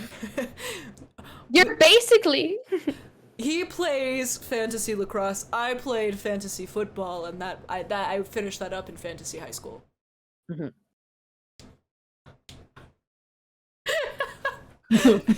Mm-hmm. You also Fantasy high school, not a good time. I was very popular. I had a great time. I was captain of the fantasy football team. Yeah. Mm-hmm. Try being the only elf. Wait, did we we went to the same high school? Yes, we probably did. I mean, I was emphatic and beautiful then as well, but I didn't really talk to people. Okay, I remember you. We'll talk about this later. We have a whole lifetime to talk about this. Yes, we do. We should go to bed. Yes, you do. Yes. Lione does want to talk to him before they go to bed. So you all sort of start heading inside. Ariane, did you want to do something? Sorry. No, I think I was just gonna like make a joke at Marius, but I don't remember it. So no, I think I'm just gonna if Bertram's taking in Luciana, then I'm just gonna go with Gris and like Vulture and just go like. Gris is like talking sadly to Twig, like, I know you would have been such a good ring bearer or a flower vulture. Maybe next time. We'll get you. I lean down and I go, we'll get you some of those like icing flowers, you know. Like I think. Gris is like, wait. Am I under? Did you hear Twig say flower? Mama. I did. Is this like Are we sure this isn't like another Marius situation? Like, do we need to turn him back? Is he a person? Gris kind of stops in her tracks and looks at Twig, and she's gonna cast I fix my spells. She's gonna cast Bee Spot and talk to Twig. Okay. Oh no. Oh god. Okay. I'm actually surprised you haven't done it before. Hang on. Then he's got to come up with a literal vulture infant voice. A giant vulture infant, actually. I'm ready. Mama. Are you... Okay, first of all, can you hear me? Do you understand me? Mama. Am I your mama, or are you missing your mama? My mama. You. Yeah. Yeah, I am. Twig, do you like the name Twig? Twig. It's better. Yeah, it's better than Diamante, huh? Twig loves mama. I love you too, Twig. And she's gonna like just crying. Like I'm just watching them both go back and forth, and I'm like. Lione walks by with Marius heading up to her room, just watching Gris squawk and cry at a turkey. Or sorry, a turkey vulture. Sorry, a turkey vulture. And Lione, as she watches the squawking, and then she looks up at Ari as she's walking, and he's like, and just mouths, "I'm so sorry." Just make it, yeah. Just keep. Just go. Oh my goodness. Okay, good luck.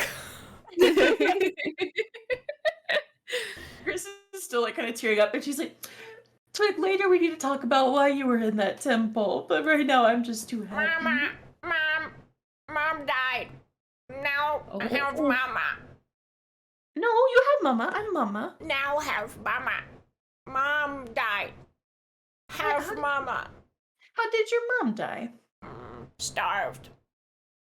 Oh.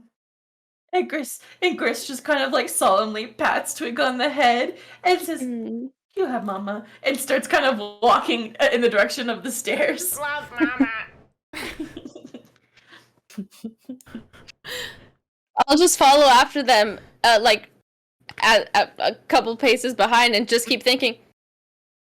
So is he? So Like, so do we need to turn him back or not, Chris? Dude, that Never allowed. not addressed. Okay, Chris is like, oh no, Twig's a real vulture. Okay, good. I mean, just making sure, Okay, It's I mean, not- fair, because last time we changed an animal back into a human, we got Leon a husband. So And yeah, I mean, like one of them was Ari. Ari was a bird. Yeah, this is true. so is Yeah. Kaylin. Where's Kaylin? I don't know. You'd think he'd send a fucking letter by now. I thought he had the stone thing. What's with the stone? Is it not working? I thought you mentioned letters. Bertram reappears. There's like a large lipstick kiss on his face. Mhm. Oh And god. he's like wipes it off, like very obviously, Mhm. like ugh. And Yeah. goes, Like your makeup, Bertram. Luciana has some trouble keeping her hands to herself when inebriated. Yes, here, letters. I do have 2 letters. I meant to deliver them earlier, but I got a little... Oh, this is fine. You've had a long day. I'm sure we all have. Lots of Yes. preparation. Lots of flowers. Your flowers were great, by the way. Oh, thank you. This is for Gris, and this is Oh. for Ari. Oh. Okay. I just say thank you, but then I also like motion. I'm like, we should probably read these inside before someone else comes looking. Of course. And he like fades into the shadows. Mm-hmm. Chris kind of nods and just kind of like holds tightly to the envelope and follows Ariadne. Yeah. Inside, Lione, you and Marius have sort of walked up to your room, and he takes a seat on one of the armchairs by the window of your bedroom, and sort of props his hands under his chin and looks at you. All right, so you had something to tell me. Okay, so in the interest of just being open and transparent, I don't know if I'm right. I could be very, very wrong about this. The spell that I cast on you, the one that really did its job, some of the best magic I've ever cast, and I set a forest on fire in the dream world once. Okay. You also watched me kill Ciracea. You've seen some good magic. I have, yes. I would say that saving you is my best work. I am inclined to agree. Mm-hmm. Yeah. The spell used some terminology that I'm a bit concerned about, namely the words eternal health. Eternal. He like stops for a minute and goes, Leone, are you Mhm. trying to tell me you might have maybe made me immortal? I don't know. It was either that or let you die, and I wasn't willing to let you die when I could save you. And now that it's done, I don't know. I know nothing about the spell. No one knows anything about the spell. It worked.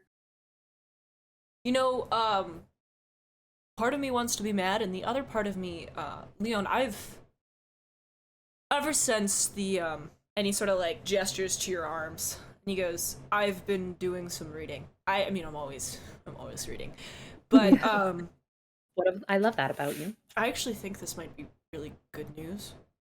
Why?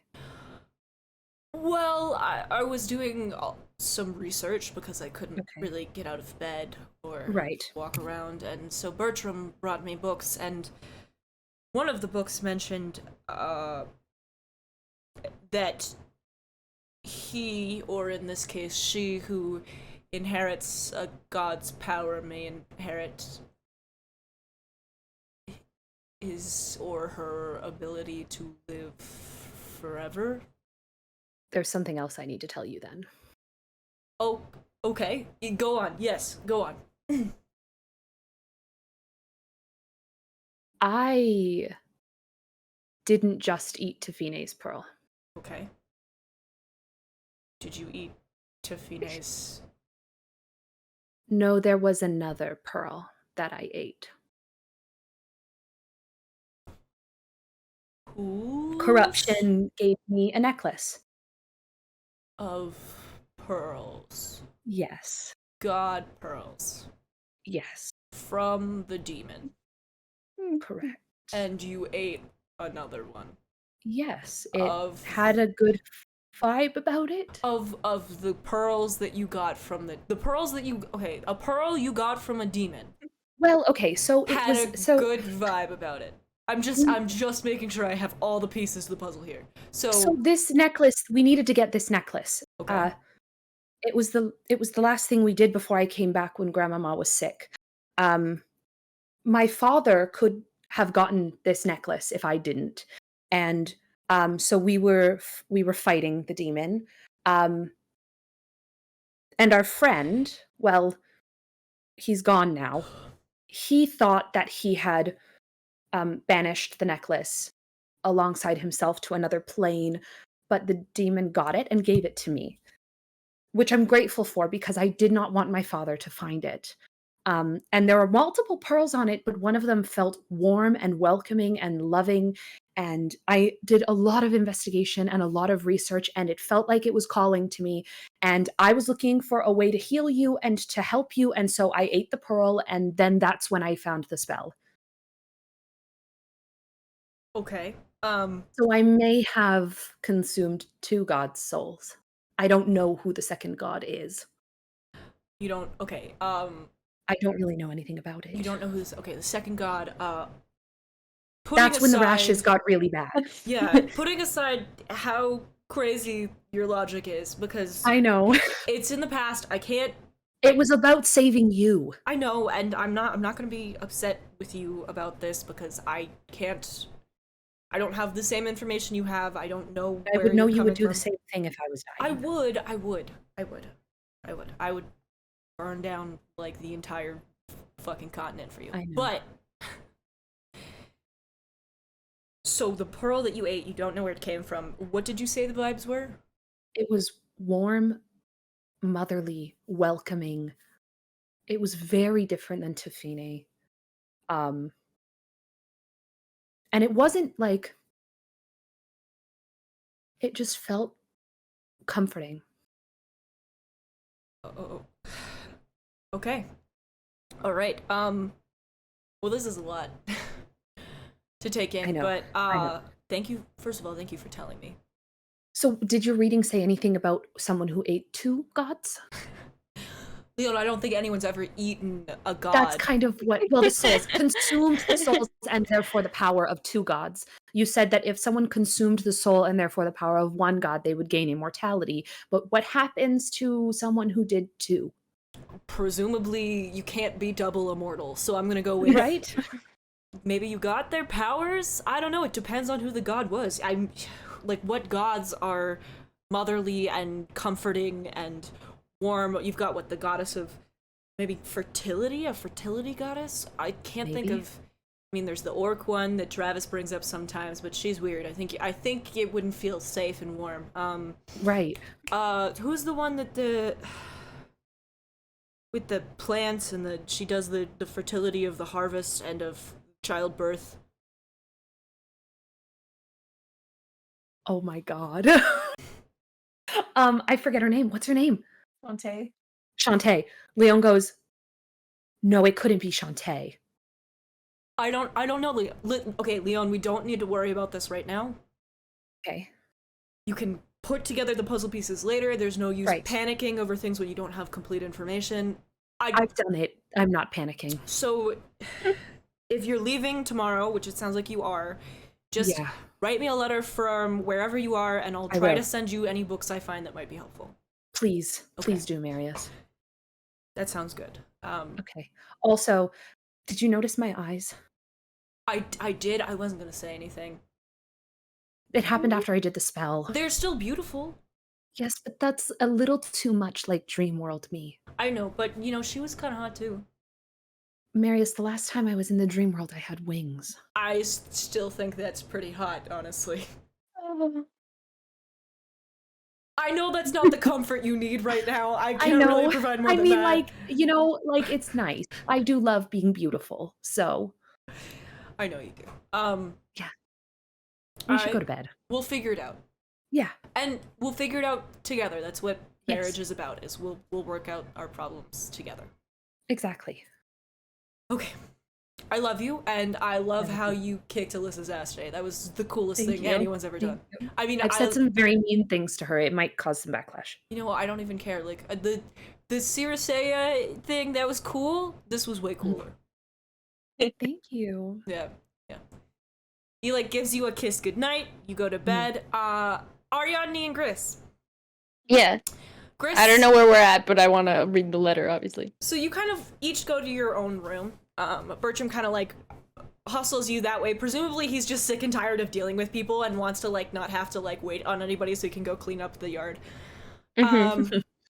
Gris, you arrive in your room. Okay, so Gris is gonna go walk over to the bed and she'll kind of like slowly sit down and I think she's gonna open the letter. So you open the letter and it's very short. It's like a sentence. Oh. Below, however, someone else has added to it. The first part of the letter reads, Gris, I'm not coming back. Mom died. Have to figure some things out. Galen. The second half of the letter is written in flowery, flowing script that you recognize, and makes you feel a little bit warm and happy. Gris, Galen dumped me. Ugh. His mom is dead, and I understand that he's having a hard time, but he left me this letter to give to you. It's about as much explanation as I got. Anyways, your next 3 months of the beehive are free because, well, I feel kind of bad that you just got abandoned by an adventuring party member. Anyways, if you ever need anything, please feel free to contact me. Love, your daughter 8 times removed, Bee Bofkin. Oh. Oh my gosh. Gris both like furrows her brow in concern and then kind of like smiles at like Bee's comment and she's like, oh gosh. She feels like she should tell the others, but she's like worried it's too late, but she's like she kind of brushes off. So she'll walk outside. Who would be closest? Ari or Lione? I would probably be like next door or in front or something. Ariadne is in the room across from you. Gris will walk across the hall and like gently kind of rap on the door and just say, Ari? I like get up from the bed or whatever, and I go and open the door, and I'm just like, yeah. It's kind of like she doesn't fully pop through the door yet, but she sticks her arm like in the like open space and like holds up the letter to like as high as she can so Ari can read. Oh, I just open it the rest of the way, and I'm just like, is this for me? Did Bertrand give me the wrong one? No, Galen. It's about Galen. Okay, well, and then I read it, and I'm like, well, that's not a very nice thing to do. The breakup or both. I mean, I can imagine Bee's probably not all that happy, but I don't know. I feel like he could tell us when I'm not coming back. Just I don't know. There's something more. I feel like there could be something more here. I hope he's okay. I'm gonna kick his ass next time I see him. But okay, I guess at least we don't know where he is, but we know where he's not. I mean, I guess if you wrote this, he's alive, so that's a point in his favor, but not for long. if we find him before. She's just kind of like nods or something, kind of smile a little bit, and she's like, "Well, I don't know when we'll see Bee, but maybe if Lione invites her to the wedding, maybe I don't know. We probably won't get as much information based on this. No, but like we can drink and she can rant and we can all just figure it out. It'll be fine. At least we don't have to worry about him catching up to us every village we pass. Yeah. Okay. Should I wait till Lione or should I wait till morning? I mean, he's not going to be any less here in the morning, right. So I think we can just tell her in the morning. I'm sure. I also don't really want to go in that room. just we're leaving tomorrow. Whatever it is they're doing, that's between them. You right. Grins. Ariana, she's she's like, had enough of this shit. Chris is like, oh, yeah, you're right. You right. So she kind of like takes the letter back and like folds it up into like more than it was folded originally, just kind of out of like something to do. And she's like, okay, well, that's all, Ari. Have a good night. Okay, And you she too. You and Vulture. And she's like, it's Twig! And she heads across the hall and into the room where I imagine Twig is already making himself comfortable. Twig is like taking up like a good 3/4 of the bed. Sounds about right. You know how Nice. dogs will like lie horizontal, so like you can't. Yeah, that's what Twig's doing. Yeah. I love it. Cool. Chris climbs up in there, and maybe she just lays horizontal too, because I'm sure she'd fit. All right, Ariadne, in your room, you have the letter.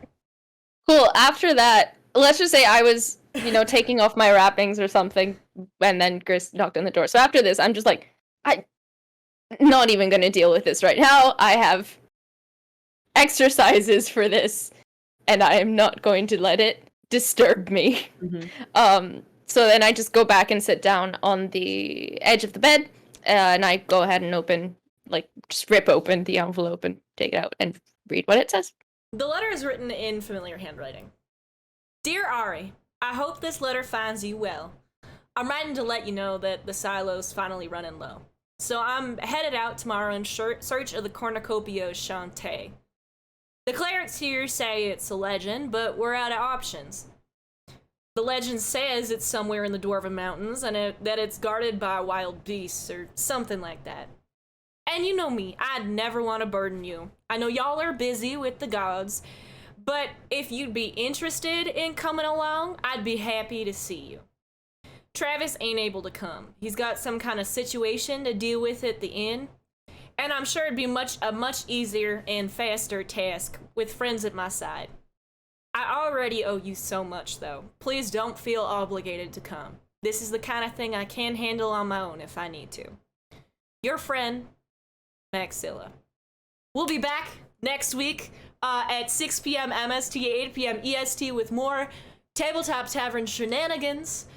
Who knows where our party will go next? Ariadne might have some idea, but they'll have to convince the rest of the party.